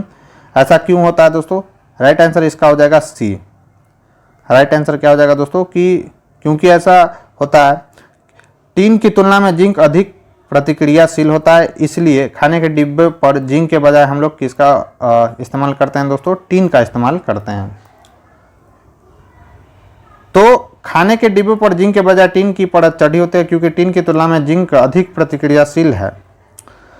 यह यानी जिंक भोजन में पाए जाने वाले साधारण एसिड के साथ प्रतिक्रिया करके भोजन को क्या बना देता है दोस्तों? विषाक्त बना देता है।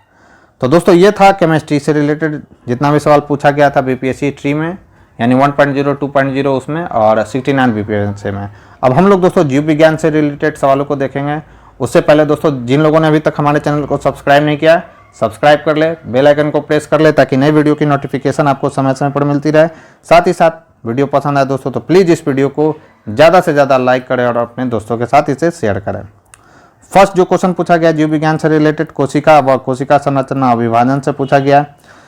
क्वेश्चन है, मानव गुर्दे की कोशिका में लिंग गुणसूत्र की संख्या होती है। तो यह लिंग गुणसूत्रों की संख्या होती है दोस्तों 1 जोड़ा। राइट आंसर हो जाएगा ऑप्शन ए। स्त्रियों में क्या होता है, फीमेल में क्या होता है, ये होता है XX, और मेल में याद रखना है ये होता है दोस्तों XY। किसी भी बच्चे का लिंग निर्धारण किस पे डिपेंड करता है? तो यह मेल पे डिपेंड करता है, यानी पुरुष के गुणसूत्र पर यह डिपेंड करता है। तो मनुष्य में लिंग निर्धारण में शामिल होने वाले गुणसूत्र लिंग गुणसूत्र कहलाते हैं। मानव में आमतौर पर प्रत्येक कोशिका में 23 जोड़ी या 46 गुणसूत्र होते हैं, जिनमें 22 जोड़ी गुणसूत्र दोनों महिला तथा पुरुष में समान होते हैं, जबकि 23वें जोड़े के गुणसूत्र पुरुष तथा महिला दोनों में अलग अलग होते हैं। इनको लिंग गुणसूत्र कहा जाता है। पुरुषों में XY तथा महिला में ये XX होते हैं। स्पष्ट है कि किसी मानव की कोशिका में, उदाहरण गुर्दे की कोशिका में, एक जोड़ी XY अथवा XX गुणसूत्र पाए जाते हैं। नेक्स्ट, गुणसूत्र पर जिन की खाली स्थान व्यवस्था होती है। तो याद रखना है दोस्तों, गुणसूत्र पर जिन की जो होती है वह रैखिक व्यवस्था होती है। राइट आंसर हो जाएगा लीनियर माइनर यानी सी। तो गुणसूत्र पर जिन की रैखिक व्यवस्था होती है। एक गुणसूत्र डीएनए की एक बहुत लंबी श्रृंखला से बना होता है और इसमें कई जीन होते हैं। प्रत्येक गुणसूत्र पर जीन एक विशेष क्रम में व्यवस्थित होते हैं और प्रत्येक जीन का गुणसूत्र पर एक विशेष स्थान होता है। जीन का वह रूप जो जोड़े के प्रत्येक गुणसूत्र पर समान स्थान रखता है एलील कहलाता है। इंपॉर्टेंट फैक्ट्स हैं, ध्यान में रखेंगे। डीएनए के अलावा गुणसूत्र में अन्य रासायनिक घटक होते हैं जो जीन के कार्य को क्या करते हैं दोस्तों? प्रभावित करते हैं। नेक्स्ट है, mRNA पद का विस्तारित रूप क्या है जो महामारी की शुरुआत से ही व्यापक रूप से चर्चा में रहा है? तो mRNA क्या है दोस्तों? आइए देखते हैं। तो यह है मैसेंजर राइबोन्यूक्लिक एसिड। डीएनए का फुल फॉर्म क्या होता है? Deoxyribonucleic acid. mRNA का क्या हो गया? Messenger ribonucleic acid. Right answer हो जाएगा ए। तो mRNA का विस्तारित रूप क्या होता है? मैसेज राइबोन्यूक्लिक एसिड है जो जीनोम में एकल प्रोटीन कोडिंग जीन की एक प्रति है। यह प्रोटीन संश्लेषण के लिए एक टेम्पलेट के रूप में कार्य करता है। मैसेंजर राइबोन्यूक्लिक एसिड का निर्माण एंडोप्लाज्मिक रेटिकुलम में होता है। याद रखना है दोस्तों, ये VVI पॉइंट है। नेक्स्ट, शरीर की प्रतिरोधक क्षमता से जुड़ी सबसे महत्वपूर्ण कोशिका कौन सी है? तो यह है लिम्फोसाइट। राइट आंसर हो जाएगा ऑप्शन बी। तो लिम्फोसाइट एक प्रकार की श्वेत कोशिका यानी व्हाइट ब्लड कार्पोसेल्स है जो हमारे शरीर की संक्रमण से लड़ने में मदद करती है। यह हमारे शरीर में श्वेत रक्त कोशिकाओं की कुल संख्या का लगभग 20 से 40% होती है जो हमारे परिसंचरण तंत्र तथा केंद्रीय लिम्फोसाइट अंगों में पाए जाते हैं। नेक्स्ट है, ब्रायोफाइट में बीजाणु मातृ कोशिका होती है। तो यह होती है दोस्तों द्विगुणित। राइट आंसर हो जाएगा ऑप्शन बी। तो ब्रायोफाइट में बीजाणु मातृ कोशिका द्विगुणित होती है और बीजाणु अगुणित होते हैं। ब्रायोफाइट पौधे का एक समूह है जिसमें संवहनीय वाहिकाएं नहीं होती हैं। ये वे पौधे जो छायादार और नम क्षेत्रों में पाए जाते हैं और आकार में छोटे होते हैं। ब्रायोफाइटों को 3 वर्गों में विभाजित किया जाता है। कौन कौन सा है? तो हेपेटिको सडा है दोस्तों, पीप सडा यानी लिवर वाटर्स, और एंथेसोसोरोटोपिस्डा यानी हॉर्नवाट्स तथा ब्रायोपिस्डा यानी मॉसेस। और ब्रायोफाइटा से क्या याद रखना है कि इसे वनस्पति जगत का क्या कहा जाता है? उभयचर। वनस्पति जगत का एम्फीबिया कौन से प्लांट को कहा जाता है? तो ब्रायोफाइटा के अंतर्गत जो प्लांट आते हैं उन्हें कहा जाता है वनस्पति जगत का एम्फीबिया। नेक्स्ट, ऊर्जा उत्पादन के लिए कोशिका प्रायः किसका उपयोग करते हैं? तो यह करते हैं ग्लूकोज का। राइट आंसर हो जाएगा ऑप्शन बी। ऊर्जा उत्पादन के लिए कोशिका प्रायः ग्लूकोज का उपयोग करते हैं। ग्लूकोज कोशिका के लिए ऊर्जा का सबसे सूक्ष्म स्रोत है। ग्लूकोज का रासायनिक सूत्र आप सभी लोग जानते होंगे, C6H12O6 होता है। यह जल में घुलनशील होता है। इसका स्वाद कैसा होता है? मीठा होता है। अब हम लोग दोस्तों पोषक पदार्थ से रिलेटेड सवालों को देखेंगे। सवाल है 7 नंबर, वह एंजाइम जो हमारे मुंह में भोजन के साथ मिलता है क्या कहलाता है? तो यह क्या कहलाता है दोस्तों? यह कहलाता है हमारा क्या? एमाइलेज। राइट आंसर हो जाएगा ऑप्शन सी। तो एमाइलेज पहला एंजाइम है जो हमारे मुंह में भोजन के साथ मिश्रित होता है। यह एक लार युक्त एंजाइम है। मुख में लार ग्रंथियां एमाइलेज एंजाइम को स्रावित करती है। यह भोजन में मौजूद स्टार्च को पचाकर शर्करा बनाता है। स्टार्च कार्बोहाइड्रेट का पाचन मुख में शुरू होता है। एमाइलेज भोजन के साथ क्रिया करने वाला पहला एंजाइम है, याद रखना है। विटामिन B12 का रासायनिक नाम क्या है दोस्तों? तो इसका रासायनिक नाम है साइनोकोबालामिन, शॉर्ट फॉर्म में बोला जाता है इसको कोबालामिन। राइट आंसर हो जाएगा बी। तो विटामिन एक प्रकार के महत्वपूर्ण कार्बनिक यौगिक होते हैं जो चयापचय कार्य तथा उनसे संबंधित कमी से होने वाली बीमारियों को रोकते हैं। विटामिन कुल 13 प्रकार के होते हैं जिन्हें 2 भागों में बांटा जाता है। जल में घुलनशील कौन विटामिन है? विटामिन बी और सी। और वसा में घुलनशील कौन है दोस्तों? A, D, E के। आइए दोस्तों सबका रासायनिक नाम एक एक करके हम देख लेते हैं और काफ़ी इंपॉर्टेंट ये हैं। जैसे विटामिन ए का रासायनिक नाम क्या है? तो रेटिनॉल है। विटामिन B1 का रासायनिक नाम क्या है? थायमिन है। विटामिन B2 का रासायनिक नाम क्या है? तो राइबोफ्लेविन है। विटामिन B6 को हम लोग पायरिडॉक्सिन के नाम से जानते हैं। विटामिन B12 को साइनोकोबालामिन के नाम से जानते हैं। विटामिन C का रासायनिक नाम है एस्कॉर्बिक एसिड। विटामिन D को हम लोग कैल्सीफेरॉल के नाम से जानते हैं। विटामिन ए को टोकोफेरॉल के नाम से ल छूट गया दोस्तों। विटामिन ई को हम लोग टोकोफेरॉल के नाम से जानते हैं। और विटामिन के का रासायनिक नाम क्या है? फिलोक्विलोन के नाम से इसे हम लोग जानते हैं।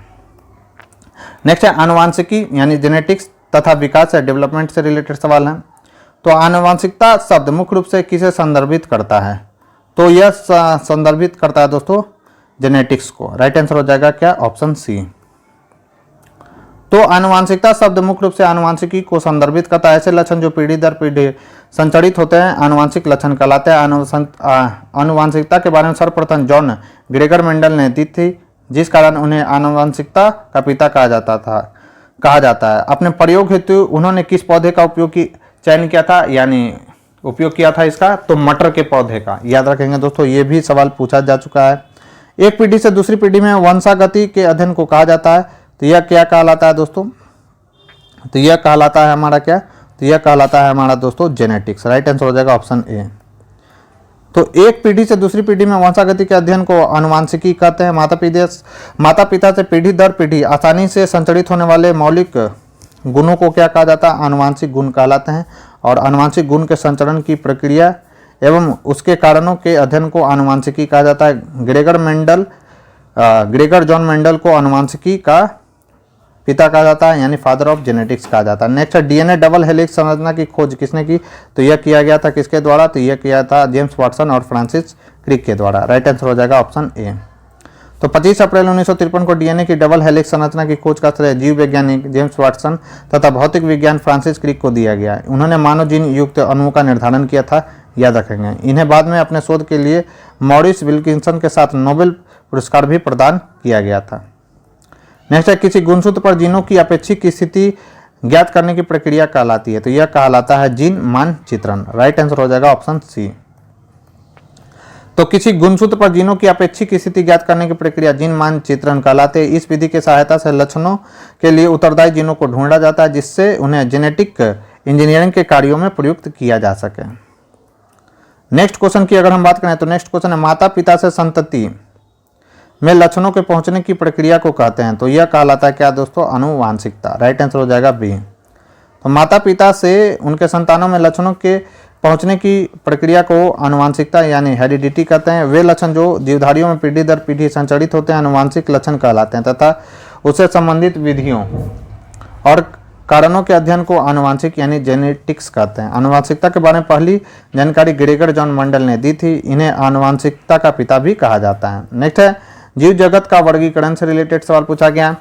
सवाल है 14 नंबर, प्रकाश संश्लेषण के अध्ययन से संबंधित वनस्पति विज्ञान की शाखा है, तो यह कौन सी है दोस्तों, तो यह है प्लांट साइकोलॉजी यानी पादप कार्यकी की, सॉरी साइकोलॉजी बोला, फिजियोलॉजी, प्लांट फिजियोलॉजी कहा जाता है यानी पादप कार्यकी इसे कहा जाता है। तो प्रकाश संश्लेषण के अध्ययन से संबंधित पादप कार्यकी प्लांट फिजियोलॉजी है, वनस्पति विज्ञान की शाखा है। यह पादप कार्यकी में पौधे में होने वाली विभिन्न प्रकार की जैविक क्रियाओं का अध्ययन किया जाता है। पादप कार्यकी की जनक कौन है, क्लाउडे बर्नार्ड है। मोनेरा जगत से रिलेटेड सवालों को देखते हैं हम लोग दोस्तों। मृत जीवों के अपघटक हैं, तो मृत जीवों के अपघटक कौन से हैं, तो इसमें से सब जो है दोस्तों मृत जीवों के अपघटक हैं। ठीक है, राइट आंसर हो जाएगा ऑप्शन डी, जीवाणु और कवक भी है। ठीक है, तो वे सूक्ष्म जीव जो मृत पौधों और जानवरों को अपघटन करके उन्हें सरल युग में परिवर्तित करते हैं अपघटक कहलाते हैं। विषाणु, जीवाणु, कवक और प्रोटोजोआ अपघटक का उदाहरण है, यानी तीनों ये सब अपघटक हैं दोस्तों। पादप जगत से रिलेटेड सवालों को देखते हैं। निम्नलिखित में से कौन सी एक फलीदार फसल है, तो फलीदार फसल कौन कहलाता है, तो जितने भी दलहनी फसल होते हैं दोस्तों वो कैसी फसल होते हैं वो सब, तो फलीदार यानी लेग्यूमिनस क्रॉप्स होते हैं ये सब। राइट आंसर हो जाएगा ऑप्शन ए। दिए गए विकल्पों में दलहन एक फलीदार फसल है। मूंग, उड़द, अरहर, चना, लोबिया में मटर मुख्य रूप से उगाई जाने वाली दलहनी फसल है। सर्वाधिक दाल का उत्पादन मध्य प्रदेश राज्य करता है, ये पॉइंट ध्यान में रखना। नेक्स्ट है, लिग्यूमिनस पौधे में नाइट्रोजन स्थिरीकरण के लिए कौन सा वर्णक आवश्यक है, तो इसमें लेग हीमोग्लोबिन वर्णक आवश्यक है दोस्तों। राइट आंसर हो जाएगा ऑप्शन बी। तो लेग्यूमिनस पौधे में नाइट्रोजन स्थिरीकरण के लिए लेग हीमोग्लोबिन वर्णक आवश्यक है। लेग हीमोग्लोबिन फलीदार पौधों की गांठों में पाया जाता है। इसके मुख्य कारण नाइट्रोजन स्थिरीकरण करने वाले बैक्टीरिया नाइट्रोजीनस को ऑक्सीजन द्वारा निष्क्रिय होने से ऑक्सीजन की आपूर्ति को प्रदान करता है। इसलिए लेग हीमोग्लोबिन की उपस्थिति मेजबान पौधे और बैक्टीरियाज के बीच एक अच्छा समन्वय दर्शाती है। नेक्स्ट, दुनिया के पहले पादप परागन को, ठीक है, जिन्हें क्या है दोस्तों, टिलियार्डे बिम्बर्ड्स कहा जाता है कि टिलियार्डेम्बी जीवाश्म हाल ही में किस देश में पाए गए, तो यह पाया गया है कहाँ पर दोस्तों, सी में। तो दुनिया के पहले पादप परागन को जिन्हें टिलियार्डे बिम्बर्ड्स कहा जाता है, टिलियार्डे डेम्बी जीवाश्म रूस में पाए गए हैं। टिलियार्डेम्बर्ड्स ईयरविंग जैसे कीड़े हैं। रूस में पाए गए नमूने लगभग 280 मिलियन वर्ष पुराने होने का अनुमान लगाया गया था, जो पहले से ज्ञात पराग आच्छादित कीड़ों से लगभग 120 मिलियन वर्ष पहले का है दोस्तों यह। नेक्स्ट जो सवाल है दोस्तों वह है जंतु जगत से ऑर्निथोलॉजी अध्ययन है। तो ऑर्निथोलॉजी में हम लोग किसका अध्ययन करते हैं, तो इसमें हम लोग पक्षियों का अध्ययन करते हैं। राइट आंसर हो जाएगा सी। तो ऑर्निथोलॉजी जंतु विज्ञान की एक शाखा है जो पक्षियों के अध्ययन से संबंधित है। ऑर्निथोलॉजी शब्द दो ग्रीक शब्दों से बना है, ऑर्निस यानी पक्षी और लॉजी मतलब सिद्धांत। यह पक्षियों के सभी पहलुओं जैसे शरीर के आकार, उपस्थिति, निवास स्थान, प्रवास स्वरूप, संयोग व्यवहार, आवाज, नकल करने की क्षमता आदि के वैज्ञानिक अध्ययन से संबंधित है। नेक्स्ट क्वेश्चन पादप यानी प्लांट मॉर्फोलॉजी से रिलेटेड है, यानी पादप आकारिकी से रिलेटेड है। सवाल है, निम्नलिखित में से कौन कीटाहारी पौधा है। सभी को मालूम होगा ड्रोसेरा एक क्या ऐसा पौधा है दोस्तों, तो कीटहारी यानी कीटभक्षी पौधा है, राइट आंसर हो जाएगा ऑप्शन सी। तो ड्रोसेरा एक कीटहारी पौधा है, पिचड़ प्लांट भी है, याद रखेंगे। इस प्रकार के पौधे अम्लीय भूमि अथवा दलदली भूमि में उगते हैं। इनमें नाइट्रोजन की कमी पाई जाती है। इसमें पोषण की कमी को पूरा करने के लिए कीट पतंगों को अपनी ओर आकर्षित करके उसे अपना आहार बना लेते हैं। पिचड़ प्लांट भी एक ऐसा दोस्तों कीटहारी यानी कीटभक्षी पौधा है, याद रखेंगे। किसी पेड़ की उम्र की गणना की जाती है, तो किसी पेड़ की उम्र की गणना जो है दोस्तों कैसे की जा सकती है, तो जमीन से 1 मीटर ऊपर तने के घेरे की माप के द्वारा किसी पेड़ की उम्र की गणना की जा सकती है दोस्तों, राइट आंसर हो जाएगा बी। तो किसी पेड़ की उम्र की गणना जमीन से 1 मीटर ऊपर तने के घेरे की माप से की जाती है। पेड़ पर वलयों की संख्या वर्ष दर वर्ष बढ़ती जाती है। नेक्स्ट क्वेश्चन की अगर हम बात करें तो नेक्स्ट क्वेश्चन हमारा आणविक ऑक्सीजन का पत्तियों से निकलना कौन सी भौतिक क्रिया है, तो यह है विसरण, डिफ्यूजन कहलाता है यह, राइट आंसर हो जाएगा ऑप्शन ए। तो आणविक ऑक्सीजन का पत्तियों से निकलना विसरण कहलाता है। पत्तियों में यह क्रिया प्रकाश संश्लेषण के दौरान संपन्न होती है। इस क्रिया में ऑक्सीजन और ग्लूकोज अणुओं को बनाने के लिए सूर्य के प्रकाश की उपस्थिति में जल और कार्बन डाइऑक्साइड प्रतिक्रिया करते हैं। नेक्स्ट है लीची का खाद्य भाग है, तो लीची का कौन सा भाग हम खाते हैं, तो एडिल भाग उसका खाते हैं दोस्तों, राइट आंसर हो जाएगा ऑप्शन ए। तो लीची एक फल है जिसका वैज्ञानिक नाम लीची चाइनेंसिस होता है। इसके खाने वाले भाग को का नाम क्या है, एडिल है। इसे रज्जु से विकसित किया जाता है जिसे बीज डंडल के रूप में जाना जाता है। कुछ प्रमुख फल एवं उसके खाने योग्य भाग निम्न है। आम का मध्य फल भित्ति हम लोग खाते हैं, नारियल का भ्रूणपोष खाते हैं, सेब का हम लोग मांसल पुष्पासन खाते हैं दोस्तों। नेक्स्ट पौधों में प्रदीप्ति कालिता की खोज किसने की थी, तो यह की थी गार्डनर और एलार्ड ने, राइट आंसर हो जाएगा ऑप्शन ए। तो पौधों में प्रदीप्ति कालिता की खोज गार्डनर और एलार्ड ने 1920 में की थी। कुछ पौधों में फूल खिलने के लिए निश्चित मात्रा में प्रकाश की आवश्यकता होती है, इसे ही पौधे की प्रदीप्ति कालिका यानी फोटो पीरियोडिज्म कहते हैं। यह पौधों पर नहीं बल्कि जानवरों पर भी लागू होते हैं। प्रदीप्ति कालिता के आधार पर पौधे को 3 वर्गों में बांटा गया जो निम्न है, कौन कौन सा, लंबे दिन वाले पौधे, जिन पौधों को प्रकाश की अधिक आवश्यकता होती है वे पौधे अधिक लंबे दिन वाले पौधे कहलाते हैं, जैसे मूली, पालक, चुकंदर आदि। छोटे दिन वाले पौधे, जिन पौधों को प्रकाश की कम आवश्यकता होती है वह छोटे दिन वाले पौधे कहलाते हैं, जैसे सूरजमुखी हो गया, चावल हो गया, सोयाबीन, तंबाकू। दिन तटस्थ पौधे वे पौधे जिनमें दिन की लंबाई की परवाह किए बिना फूल आते हैं, दिन तटस्थ पौधे कहलाते हैं, जैसे गुलाब, टमाटर, ककड़ी इत्यादि। नेक्स्ट क्वेश्चन है दोस्तों पादप कार्यकारी पौधों में जनन से रिलेटेड क्वेश्चन है कि स्टोमेटा पत्तियों की सतह पर छोटे छोटे छिद्र होते हैं जिनके द्वारा पौधे ग्रहण करते हैं। तो जिनके द्वारा पौधे जो हैं वायुमंडल से कार्बन डाइऑक्साइड क्या करते हैं, ग्रहण करते हैं, याद रखेंगे। तो स्टोमेटा पत्तियों की सतह पर छोटे छोटे छिद्र होते हैं जिनके द्वारा पौधे कार्बन डाइऑक्साइड ग्रहण करते हैं। नेक्स्ट है जल परागित पुष्पों में परागकण होते हैं, तो यह कैसे होते हैं दोस्तों, तो यह सूखे होते हैं, राइट आंसर हो जाएगा ऑप्शन सी। तो जल परागित पुष्पों में परागकण सूखे होते हैं। जल परागन वाली प्रजातियों के परागकणों पर श्लेष्मा परत की उपस्थिति उन्हें पानी से सुरक्षा प्रदान करती है। उनके पास एक श्लेष्मा आवरण होता है जो उन्हें सूखा रखता है। यह परत उन्हें पानी में भीगने से क्या करती है दोस्तों, बचाती है। नेक्स्ट है पौधों की जड़ों में मृदा से जल प्रवेश का कारक क्या है, तो यह किस माध्यम से प्रवेश करता है, तो यह पहुंचता है दोस्तों ऑस्मोटिक दाब से, राइट आंसर हो जाएगा ऑप्शन सी। तो पौधों की जड़ों में मृदा से जल प्रवेश का कारक ऑस्मोटिक दाब है। ऑस्मोटिक दाब अर्धपारगम्य झिल्ली के माध्यम से किसी घोल के शुद्ध विलायक के आवक यानी इनवर्ड फ्लो को रोकने के लिए आवश्यक न्यूनतम दाब के रूप में कार्य करता है। अब हम लोग देते हैं एंडोस्मोसिस क्या होता है। एंडोस्मोसिस की प्रक्रिया द्वारा पानी मिट्टी से जड़ बालों यानी हेयर रूट में प्रवेश करता है। ऐसा इसलिए होता है क्योंकि मिट्टी में घोल हाइपोटोनिक है जबकि जड़ बाल कोशिका में कोशिका रस हाइपरटोनिक है। फिर कोशिका से कोशिका परासन यानी सेल ऑस्मोसिस द्वारा कार्टिकल कोशिकाओं से होकर गुजरता है और जड़ के जाइलम तक पहुंचता है। नेक्स्ट है अदरक एक भूमिगत तना है एवं जड़ नहीं, क्यों है दोस्तों, याद रखेंगे, राइट आंसर हो जाएगा ऑप्शन सी, ऑप्शन डी, उपरोक्त में से एक से अधिक। अदरक एक भूमिगत तना है एवं जड़ नहीं है क्योंकि इसमें गांठ एवं पर्व होते हैं।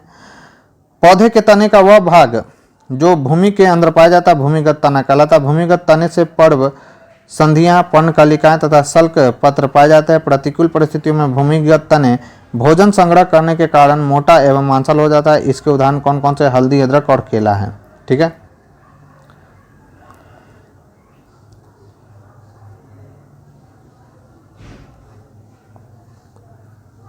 अदरक एक भूमिगत तना एवं जड़ नहीं है, तो इसका राइट आंसर क्या दे रहा है? डी। ऊपरी में से यह जड़ नहीं है क्योंकि इसमें गांठा पड़ पाया पौधे के तने का, वो जो संध्यापन का लिखा है। हाँ, तो इसका राइट आंसर सही है दोस्तों, ऊपरी में से डी ही होगा। मैं चेक कर रहा था कि कहीं इसका आंसर गलत तो नहीं है। नेक्स्ट है 29 नंबर क्वेश्चन, पुष्प का वह भाग जो वास्तव में फल बनाता है कहलाता है, तो फल कौन बनाता है दोस्तों? तो वह बनाता है कार्पेल। राइट आंसर हो जाएगा ऑप्शन सी, ऑप्शन ए। तो निषेचन के बाद पुष्प का अंडकोश में बदल जाता है कार्पेल। स्त्री केसर का एक क्या है दोस्तों? भाग है। जब यह अंडकोश निषेचित होता है तो यह विकसित होकर फल के रूप में परिवर्तित हो जाता है। हिमालयन यूं नामक औषधीय पौधा भारत के निम्नलिखित में से किन प्रांतों में पाया जाता है? तो यह पाया जाता है दोस्तों हिमाचल प्रदेश और अरुणाचल प्रदेश में, हिमालयन यूं नामक पौधा। तो दोस्तों हिमालयन यूं नामक औषधीय पौधा जो है भारत के हिमाचल प्रदेश और अरुणाचल प्रदेश प्रांतों में पाया जाता है। इसकी छाल, कांटा, टहनियाँ और जड़ों में टेक्सोल नामक एक रासायनिक यौगिक निकाला जाता है और इसका उपयोग कैंसर के इलाज में किया जाता है। दोस्तों मानव शरीर के तंत्र से रिलेटेड सवाल है, आहार नली की दीवारों के संकुचन और विस्तारण की गति कहलाती है। तो यह क्या कहलाता है दोस्तों? तो यह कहलाता है क्या? यह कहलाता है क्रमानुकुंचन, यानी पेरिस्टाल्टिक मूवमेंट कहलाता है दोस्तों, जिसे हिंदी में क्रमानुकुंचन गति कहते हैं।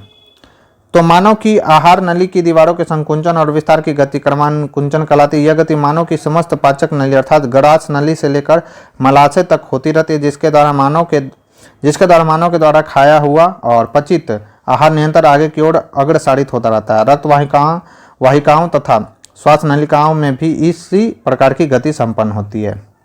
नेक्स्ट क्वेश्चन है, एंडोलिम्फ नामक तरल पदार्थ किसमें होता है? तो यह किसमें होता है दोस्तों? तो यह होता है इंटरनल ईयर में। राइट आंसर हो जाएगा ऑप्शन सी। तो एंडोलिम्फ एक तरल पदार्थ है जो आंतरिक कर्ण के झिल्लीदार लैब्रिये में मौजूद होता है। कर्णावृत वाहिनी या स्काला मीडिया शरीर के सर्पिल अंगों का निर्माण करता है। नेक्स्ट, ग्लूकोज को एथिल अल्कोहल में परिवर्तित करने वाला एंजाइम कौन सा है? इंपॉर्टेंट है। तो ग्लूकोज को एथिल अल्कोहल में परिवर्तित करने वाला एंजाइम है दोस्तों जाइमेज। राइट आंसर हो जाएगा option C.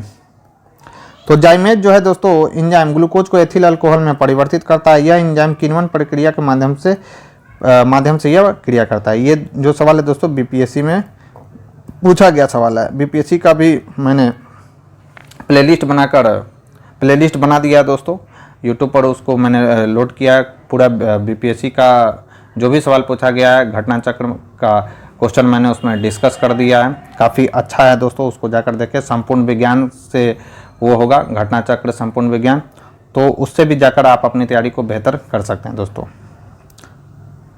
Blood platelet help in, blood platelets किस में हेल्प करता है? तो ब्लड प्लेटलेट्स हेल्प करता है दोस्तों किस में? तो ब्लड क्लॉटिंग में। राइट आंसर हो जाएगा ऑप्शन बी।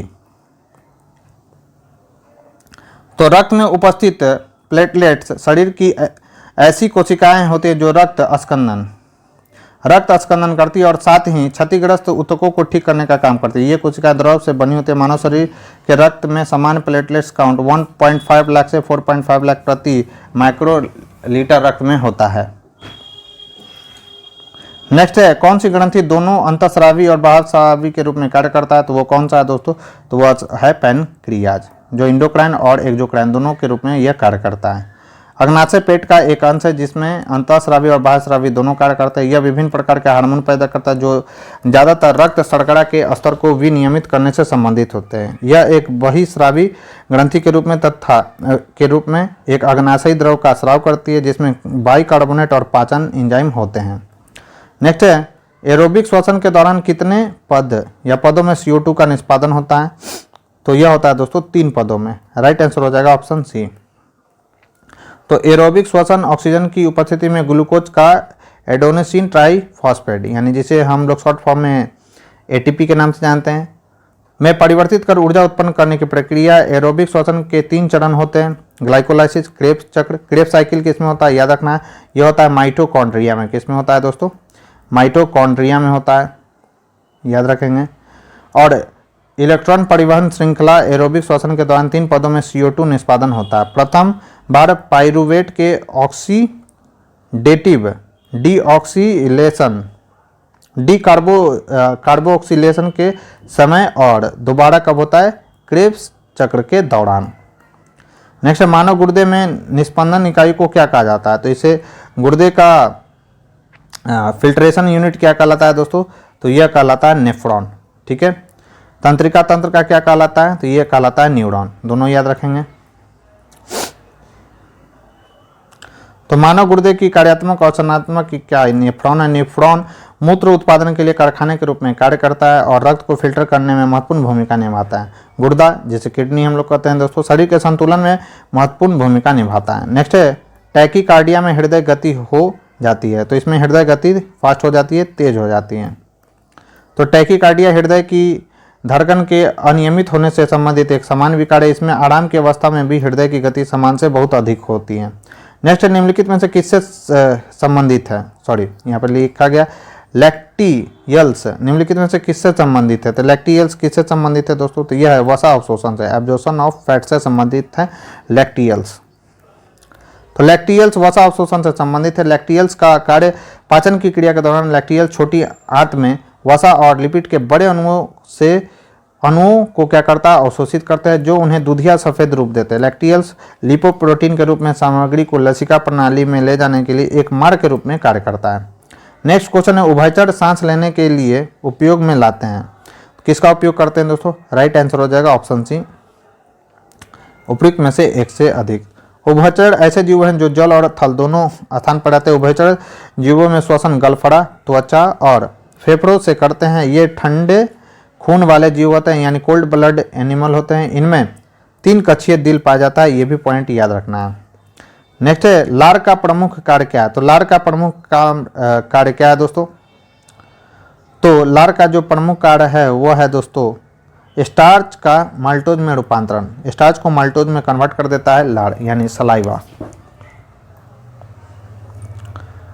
तो लार में एमाइलेज नामक पाचक एंजाइम पाया जाता है। एमाइलेज एंजाइम स्टार्च को माल्टोज में परिवर्तित करता है। नेक्स्ट, मानव आंख में किसी वस्तु का प्रतिबिंब कहाँ बनता है? तो यह बनता है दोस्तों रेटिना पर। राइट आंसर हो जाएगा ऑप्शन ए। तो मानव आंख में किसी वस्तु का प्रतिबिंब रेटिना पर बनता है। मानव आंख के रेटिना पर बनने वाला प्रतिबिंब वास्तविक तथा उल्टा बनता है। रेटिना उत्तक की पतली परत होती है जो आंख के पिछले हिस्से को अंदर की तरफ क्या करती है दोस्तों? प्रतिच्छेद करती है। नेक्स्ट है हृदय केवल अशुद्ध रक्त का ही पंप करता है, वो कौन सा है? तो सार्क का जो हृदय दोस्तों वह केवल अशुद्ध रक्त को ही क्या करता है? पंप करता है। सार्क का हृदय केवल अशुद्ध रक्त ही पंप करता है। सार्क के एक परिसंचरण तंत्र और 2 कक्षीय हृदय होते हैं। हृदय रक्त को गलफड़े तक प्रवाहित करता है जो इसे ऑक्सीजन प्रदान करती है। यह ऑक्सीजन युक्त रक्त हृदय में लौटने से पहले पूरे शरीर और ऊतकों तक पहुंचाया जाता है। दोस्तों अगर ये वीडियो पसंद आ रही हो, वीडियो का अगर आपको कंटेंट पसंद आ रहा हो तो प्लीज़ इस वीडियो को ज़्यादा से ज़्यादा लाइक करें और अपने दोस्तों के साथ इसे शेयर करें। जो लोग हमारे चैनल से पहली बार जुड़े हैं तो चैनल को सब्सक्राइब कर ले, बेल आइकन को प्रेस कर ले ताकि नई वीडियो की नोटिफिकेशन आपको समय समय पर मिलती रहे। बढ़ते हैं अपने नेक्स्ट क्वेश्चन की और नेक्स्ट क्वेश्चन है हमारा आगत एवं निर्गत तंत्रिकाएं मिलती हैं। तो यह मिलती हैं कहाँ पर दोस्तों? तो केंद्रीय तंत्रिका तंत्र के में आकर मिलती हैं आगत और निर्गत तंत्रिकाएं। राइट आंसर हो जाएगा ऑप्शन बी। तो आगत एवं निर्गत तंत्रिकाएं केंद्रीय तंत्रिका तंत्र में मिलती है। आगत और निर्गत तंत्रिकाओं के बीच रिफ्लेक्स आर्क कनेक्शन रीढ़ की हड्डी के एक बंडल में मिलती है। रीढ़ की हड्डी में किसी भी प्रकार की चोट लगने से तंत्रिकाओं में आने वाले संकेत के साथ साथ रिसेप्टर्स तक आने वाले संकेत भी बाधित हो जाते हैं। मानव का तंत्रिका 2 भागों में विभाजित होता है। कौन कौन सा? एक होता है सेंट्रल नर्वस सिस्टम और एक होता है पेरिफेरल नर्वस सिस्टम। केंद्रीय तंत्रिका तंत्र जिसे हम लोग सेंट्रल नर्वस सिस्टम के नाम से जानते हैं, मस्तिष्क तथा मेरुरज्जु सम्मिलित होते हैं इसमें, जहाँ सूचनाओं का संसाधन एवं नियंत्रण होता है। परिधीय यानी पेरिफेरल नर्वस सिस्टम में 2 प्रकार की तंत्रिकाएं होती है, संवेदी और प्रेरक। संवेदी तंत्रिकाएं उद्दीपनों को ऊतकों या अंगों से केंद्रिका तंत्र तक तथा प्रेरक तंत्रिकाएं नियामक उद्दीपनों को क्या करता है दोस्तों? केंद्रीय तंत्रिका तंत्र से संबंधित परिधीय ऊतक या अंगों तक पहुंचाती हैं। नेक्स्ट क्वेश्चन है दोस्तों हमारा निम्नलिखित में से कौन से जीव के स्वाद नहीं है? तो निम्नलिखित में से कौन सा जीव का स्वाद नहीं है? तो याद रखना मसालेदार और तीखा यह जीव का स्वाद नहीं है, जबकि मीठा, कड़वा, नमकीन, उमामी और खट्टा ये सब जीव के स्वाद हैं। कौन सा नहीं है? तो मसालेदार और तीखा जीव का स्वाद नहीं है। तो जीभ एक मांसल पेशी अंग है जो पीछे की ओर मुख गुहिका के अधड़ तल से जुड़ी होती है। जीभ के स्वाद मुख्यतः 5 होते हैं: मीठा, कड़वा, खट्टा, नमकीन तथा उमामी। मसालेदार तथा तीखा जीभ के स्वाद नहीं होते, याद रखना है आपको। नेक्स्ट है स्तनधारी में सामान्य श्वसन के दौरान डायफ्राम होता है, तो यह होता है दोस्तों उपयुक्त में से एक से अधिक। तो याद रखेंगे दोस्तों, स्तनधारियों में डायफ्राम फेफड़ों के नीचे स्थित श्वसन की एक प्रमुख मांसपेशी है। श्वसन क्रिया में सांस लेना और सांस छोड़ना शामिल है। सांस लेने के दौरान गुंबज के आकार का डायफ्राम चपटा हो जाता है और बाहरी इंटर कोस्टल मांसपेशियां सिकुड़ जाते हैं, जो पसलियों के पिंजरों को ऊपर की ओर खींचती है, जिससे वक्षीय आयतन में क्या हो जाता है दोस्तों, वृद्धि हो जाता है और फुसफुसीय दाब कम हो जाता है और बाहर से हवा फेफड़ों में चली जाती है। वहीं सांस छोड़ने की प्रक्रिया के दौरान अंतर कोस्टल मांसपेशियां पसलियों के पिंजरों को अंदर और नीचे की ओर धकेलती हुई स्थिर हो जाती है, जिससे वक्ष का आयतन क्या हो जाता है, कम हो जाता है। सभी के सभी इंपॉर्टेंट फैक्ट्स है दोस्तों, ध्यान में रखेंगे। तथा फुसफुसीय दाब बढ़ जाता है और हवा फेफड़ों से बाहर निकलने को मजबूर हो जाता है। अतः स्पष्ट है कि श्वसन क्रिया के दौरान डायफ्राम क्या होता है दोस्तों, एक से अधिक आकार का होता है।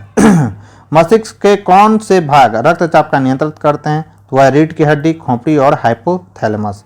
ये जो होते हैं दोस्तों मस्तिष्क के पार्ट, वो ब्लड प्रेशर को क्या करते हैं दोस्तों, नियंत्रित करते हैं। तो रीढ़ की हड्डी, खोपड़ी और मुख्य रूप से खोपड़ी का हाइपोथैलेमस भाग शरीर के रक्तचाप यानी ब्लड प्रेशर को नियंत्रित करते हैं। हाइपोथैलेमस मस्तिष्क के डायएन्सेफेलॉन भाग में स्थित होता है। ये याद रखना है दोस्तों, इंपॉर्टेंट फैक्ट्स हैं। यह शरीर के तापमान और हृदय गति को भी क्या करता है दोस्तों, नियंत्रित करता है। नेक्स्ट है पीयूष ग्रंथि का कार्य क्या है? तो पीयूष ग्रंथि का कार्य इसमें से क्या हो जाएगा दोस्तों, उपयुक्त में से एक से अधिक इसका राइट आंसर हो जाएगा। इसे मास्टर ग्लैंड भी कहा जाता है, याद रखेंगे।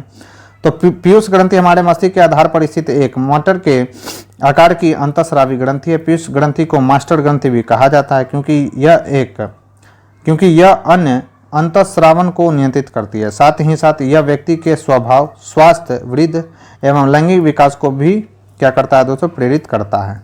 नेक्स्ट है नेत्र दान में दाता की आंख के किस हिस्से को प्रतिरोपण किया जाता है? तो नेत्रदान में क्या दान किया जाता है? तो कॉर्निया दान किया जाता है। नेत्रदान में दाता की आंख के कॉर्निया भाग को प्रतिरोपित किया जाता है। यह आंख की सबसे बाहरी पारदर्शी परत होती है जो आंख के अग्र भाग में मौजूद होती है। इसका कार्य क्या है? आंखों में प्रवेश करने वाले प्रकाश को अपरिवर्तित करना तथा आंख के फोकसिंग कार्य और ऑप्टिकल शक्ति के लिए जिम्मेदार है। नेक्स्ट है अंडाशय द्वारा कौन सा कार्य किया जाता है?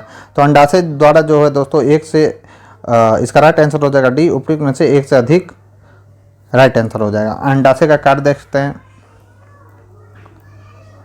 तो अंडाशय महिलाओं में ग्रंथियों की एक जोड़ी है जो महिला लक्षणों में महत्वपूर्ण भूमिका निभाती है। अंडाशय के प्रमुख कार्य डिम का निर्माण करना, एस्ट्रोजन और प्रोजेस्टेरोन नामक हार्मोन बनाना, फर्टिलाइजेशन के लिए अंडों का निर्माण करना आदि। अंडाशय महिलाओं में मासिक धर्म चक्र, प्रजनन क्षमता और गर्भावस्था में भी शामिल होते हैं। अंडाशय के 3 महत्वपूर्ण भाग होते हैं, याद रखना है, सरफेस, कॉर्टेक्स और मेडुला। ये इंपॉर्टेंट है दोस्तों, ध्यान में रखना है आपको कौन कौन सा होता है, सरफेस, कॉर्टेक्स और मेडुला। मानव रोग एवं उपचार से रिलेटेड सवालों को देखते हैं। काले फेफड़े का रोग संबंधित है, तो काले फेफड़े का रोग संबंधित है दोस्तों कोयला खनिकों से। राइट आंसर हो जाएगा बी। तो कोयला खदानों में काम करने वाले लोगों में काले फेफड़े का रोग यानी ब्लैक लंग्स डिजीज सामान्य है। इसे न्यूमोकोनियोसिस के रूप में भी जाना जाता है। यह रोग तब होता है जब कोयले की धूल अंदर जाती है। नेक्स्ट सवाल है मस्तिष्क के कौन से भाग रक्तचाप को नियंत्रित करता है? तो मस्तिष्क का कौन सा भाग रक्तचाप को नियंत्रित करता है दोस्तों? वह है हमारा पोन्स है, मेडुला है और सेरिबेलम है। राइट आंसर हो जाएगा ऑप्शन सी। तो मानव का मस्तिष्क अग्र, मध्य तथा पश्च मस्तिष्क में विभाजित होता है। अनुमस्तिष्क यानी सेरिबेलम, पोन्स तथा मेडुला मानव के पश्च मस्तिष्क के भाग होते हैं। मेडुला मानव मस्तिष्क का वह भाग है जो कि अनैच्छिक क्रियाओं को नियंत्रित करता है, जैसे हृदय का धड़कना, रक्तदाब को नियंत्रित करना, पाचन करना, खांसना, छींकना, लार आना, निगलना, उल्टी होना आदि। यह मस्तिष्क का अंतिम भाग है जो कि मेरुरज्ज से जुड़ा हुआ होता है। तो ये भी इंपॉर्टेंट पॉइंट है दोस्तों, याद रखेंगे। नेक्स्ट है ट्राइकोमा रोग का संबंध है। तो ट्राइकोमा रोग का संबंध किससे है दोस्तों? तो ट्राइकोमा होता है आँखों से, मतलब आँखों में होता है। राइट आंसर हो जाएगा ऑप्शन सी। तो ट्राइकोमा रोग आँखों से संबंधित है जो क्लेमाइडिया ट्राइकोमैटिस नामक जीवाणु से होता है। यह बीमारी वहाँ पनपती है जहाँ जलाभाव यानी जहाँ जल का अभाव होता है, अस्वस्थता अस्वच्छता एवं मक्खियों का प्रकोप होता है। यह संक्रमित मक्खियों एवं व्यक्तियों के संपर्क से फैलता है। ट्रेकोमा दुनिया भर में अंधेपन का प्रमुख कारण है दोस्तों, याद रखेंगे। मायोपिया वह बीमारी है जिसमें व्यक्ति देख नहीं सकता। तो मायोपिया में क्या होता है दोस्तों, मायोपिया में क्या होता है कि वस्तु जो है, व्यक्ति जो दूर की वस्तु स्पष्ट रूप से देख सकता है, ठीक है, लेकिन निकट की वस्तुओं को वो स्पष्ट रूप से नहीं देख पाता है। तो मायोपिया वह बीमारी जिसमें व्यक्ति दूर स्थित वस्तु को स्पष्ट रूप से देख नहीं पाता है। इसे निकट दृष्टि दोष भी कहा जाता है। इस बीमारी में वस्तु का प्रतिबिंब रेटिना पर न बनकर उसके आगे बनने लगता है, याद रखेंगे। मायोपिया के निवारण हेतु फोकस दूरी के अवतल लेंस, उपयुक्त फोकस दूरी के अवतल लेंस का उपयोग किया जाता है। स्पष्ट दृष्टि के लिए न्यूनतम दूरी कितना है, 25 सेंटीमीटर, याद रखना है, ये इंपॉर्टेंट फैक्ट है ये। नेक्स्ट क्वेश्चन की अगर हम बात करें तो नेक्स्ट क्वेश्चन है, वेक्टर टीके प्रतिरोधक शक्ति प्रदान करने के लिए कैसे काम करता है। तो यह कैसे काम करता है दोस्तों, तो वायरस को किसी भिन्न वायरस से संशोधित संस्करण में रखा जाता है और यह इस प्रकार क्या करता है दोस्तों, वर्क करता है। तो वेक्टर टीके के प्रतिरोध शक्ति प्रदान करने के लिए वायरस को किसी भिन्न वायरस के संशोधित संस्करण में रखा जाता है, जिससे वे शरीर के बीमारियों के विरुद्ध प्रतिरोधक क्षमता का निर्माण कर सके। एक वायरल वेक्टर वैक्सीन शरीर को जानकारी देने के लिए एक अलग वायरस के हानि रहित संस्करण का उपयोग करता है, जिसे वेक्टर कहा जाता है, जो बीमारियों से रक्षा करने में क्या करता है दोस्तों, मदद करता है। वैक्सीन शरीर को स्पाइक प्रोटीन की प्रतियां बनाना सिखाती है दोस्तों, याद रखेंगे। कोविड टीकाएं प्रतिरक्षा प्रतिक्रिया को कैसे उत्तेजित करते हैं। राइट आंसर हो जाएगा दोस्तों, जीवित क्षण SARS-CoV-2 वायरस प्रवेश कराकर। राइट आंसर हो जाएगा ए। तो कोविड टीकाएं प्रतिरक्षी प्रतिक्रिया को जीवित क्षण SARS-CoV-2 वायरस प्रवेश करा के उत्तेजित करते हैं। कोविड-19 टीके हमारे शरीर को कोविड वायरस के प्रति प्रतिरोधक क्षमता विकसित करने में मदद करते हैं। टीकाकरण के बाद शरीर में मेमोरी टी लिम्फोसाइट के साथ साथ बी लिम्फोसाइट की आपूर्ति भी बची रहती है, जो याद रखेगी कि भविष्य में उस वायरस से कैसे लड़ना है। टीकाकरण के बाद शरीर को टी लिम्फोसाइट और बी लिम्फोसाइट का उत्पादन करने में आमतौर पर कुछ सप्ताह लगते हैं दोस्तों, याद रखना है। नेक्स्ट है पॉइंट इसमें क्या, सभी प्रकार के कोविड-19 टीके हमारे शरीर को उस वायरस को पहचानने और उससे बचने में मदद करने के लिए प्रेरित करते हैं, जो कोविड-19 का कारण बनता है। नेक्स्ट सवाल है, निम्नलिखित में से कौन से जोड़े सही सुमेलित हैं। तो एनोरेक्सिया नींद संबंधी विकार है, इंसोम्निया है खाने का, इंसोम्निया तो खाने से नहीं है दोस्तों, इंसोम्निया सोने की बीमारी से संबंधित है, याद रखना है। डिस्पेनिया है और एनोस्मिया है, गंध की आंशिक या पूर्ण हानि। नीचे दिए गए कूट का प्रयोग सही पहचाने, सही को पहचानना है आपको। राइट आंसर हो जाएगा केवल 3 और 4 सही है, ठीक है। यानी याद रखना है, एनोरेक्सिया क्या खाने के विकार से संबंधित है। इंसोम्निया जो है दोस्तों, मैंने आपको बोला था कि ये नींद संबंधी विकार है। डिस्पेनिया जो है दोस्तों सांस की तकलीफ से संबंधित है। एनोस्पिया है दोस्तों, एनोस्मिया है जो दोस्तों गंध की आंशिक या पूर्ण हानि से संबंधित है। नेक्स्ट, निम्नलिखित कथनों पर विचार कीजिए। टेनियासिस एक आंत का संक्रमण है जो टेपवर्म की 3 प्रजातियां टेनिया सोलियम, टेनिया सगिनाटा और टेनिया एशियाटिका के कारण होता है। दूसरा है दोस्तों, जब मस्तिष्क में सिस्ट विकसित होता है तो इस स्थिति को न्यूरोसिस्टिक कोर्सिस यानी NCC कहा जाता है। राइट आंसर क्या आ जाएगा, दोनों के दोनों कथन जो है दोस्तों सही है। टीनियासिस मुक्त आंतों का एक क्या है दोस्तों संक्रमण है जो टेपवर्म की 3 प्रजातियां टीनिया सोलियम, टीनिया सगिनाटा और टीनिया एशियाटिका के कारण होता है। ये मानव शरीर की छोटी आंतों में रहते हैं जो अंडे देकर प्रजनन करते हैं दोस्तों। जब मस्तिष्क में क्या होता है, सिस्ट विकसित हो जाते हैं तो इस स्थिति को न्यूरोसिस्ट कोर्सिस कहा जाता है। न्यूरोसिस्ट कोर्सिस केंद्रीय तंत्रिका तंत्र का एक परजीवी संक्रमण है। यह पोर्क टेपवर्म टेनिया सोलियम के कारण होता है। अधपका भोजन, विशेष रूप से सुअर का मांस या टेपवर्म अंडे या दूषित पानी के कारण मनुष्य इस रोग के संक्रमित हो जाता है दोस्तों। इटाई रोग किसके कारण होता है, सभी को मालूम होगा। इटाई जो रोग होता है वो कैडमियम से होता है। तो इटाई रोग जो है दोस्तों कैडमियम के संपर्क में आने के कारण होता है, जो औद्योगिकीकरण से संबंधित मानव गतिविधियों के परिणामस्वरूप उत्पन्न होता है। इटाई रोग को अस्थि के गंभीर दर्द के साथ ऑस्टियोमेलेसिया की विशेषता द्वारा पहचाना जाता है। कैडमियम एक जहरीली धातु है जो वृक्क यानी किडनी पर साथ ही श्वसन तंत्र पर विषाक्त प्रभाव डालता है दोस्तों। दोस्तों अब हम लोग विविध तत्व से रिलेटेड जो सवाल बायोलॉजी में पूछे गए हैं उनको हम लोग देखेंगे। सवाल है 60 नंबर, वह प्रक्रिया जिसमें प्रकाश संश्लेषण के दौरान वायुमंडलीय कार्बन डाइऑक्साइड को कार्बोहाइड्रेट में परिवर्तित किया जाता है क्या कहलाता है? तो यह कहलाता है दोस्तों, कौन सा कहलाता है? यह कहलाता है रिडक्शन। प्रकाश संश्लेषण की क्रिया अपचयन और अपचयन की अभिक्रिया, इस दौरान वायुमंडलीय कार्बन डाइऑक्साइड को कार्बोहाइड्रेट में परिवर्तित किया जाता है। ठीक है, वहीं जल का अपचयन ऑक्सीजन बनाने में ऑक्सीजन बनाने में किया जाता है। प्रकाश संश्लेषण की आवश्यक तत्व क्लोरोफिल, सूर्य का प्रकाश, कार्बन डाइऑक्साइड एवं पानी। एक मिनट में क्वेश्चन पढ़ लेता हूं दोस्तों। वह प्रक्रिया जिसमें प्रकाश संश्लेषण के दौरान वायुमंडलीय कार्बन डाइऑक्साइड को कार्बोहाइड्रेट में परिवर्तित किया जाता है वो कौन सा है? तो इसमें जो होगा दोस्तों राइट आंसर,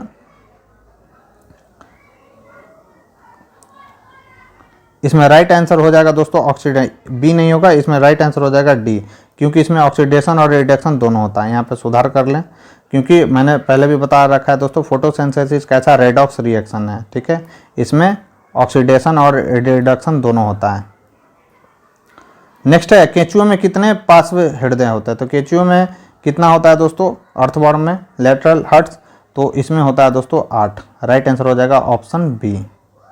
तो केंचुओं में कुल 5 हृदय होते हैं, जिनमें 1 जोड़ी पृष्ठीय हृदय और 4 जोड़ी पार्श्व हृदय शामिल होते हैं। अतः केंचुओं में कुल 8 पार्श्व हृदय पाए जाते हैं। प्रत्येक पार्श्व हृदय शरीर के 7वें, 9वें, 11वें, 13वें खंड में मौजूद होता है। पार्श्व हृदय शरीर में रक्तचाप परिसंचरण को बनाए रखने के लिए जिम्मेदार होता है। नेक्स्ट है भारतवर्ष में वनस्पति एवं जीवों की कितनी प्रजातियां पाई जाती है? ठीक है, तो इसमें पाई जाती हैं दोस्तों कितना लगभग? तो प्रजातियों और जीवों की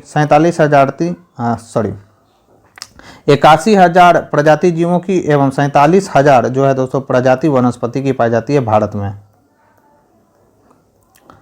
तो भारत विश्व के 12 प्रमुख जैव विविधताओं वाले देशों में से एक है।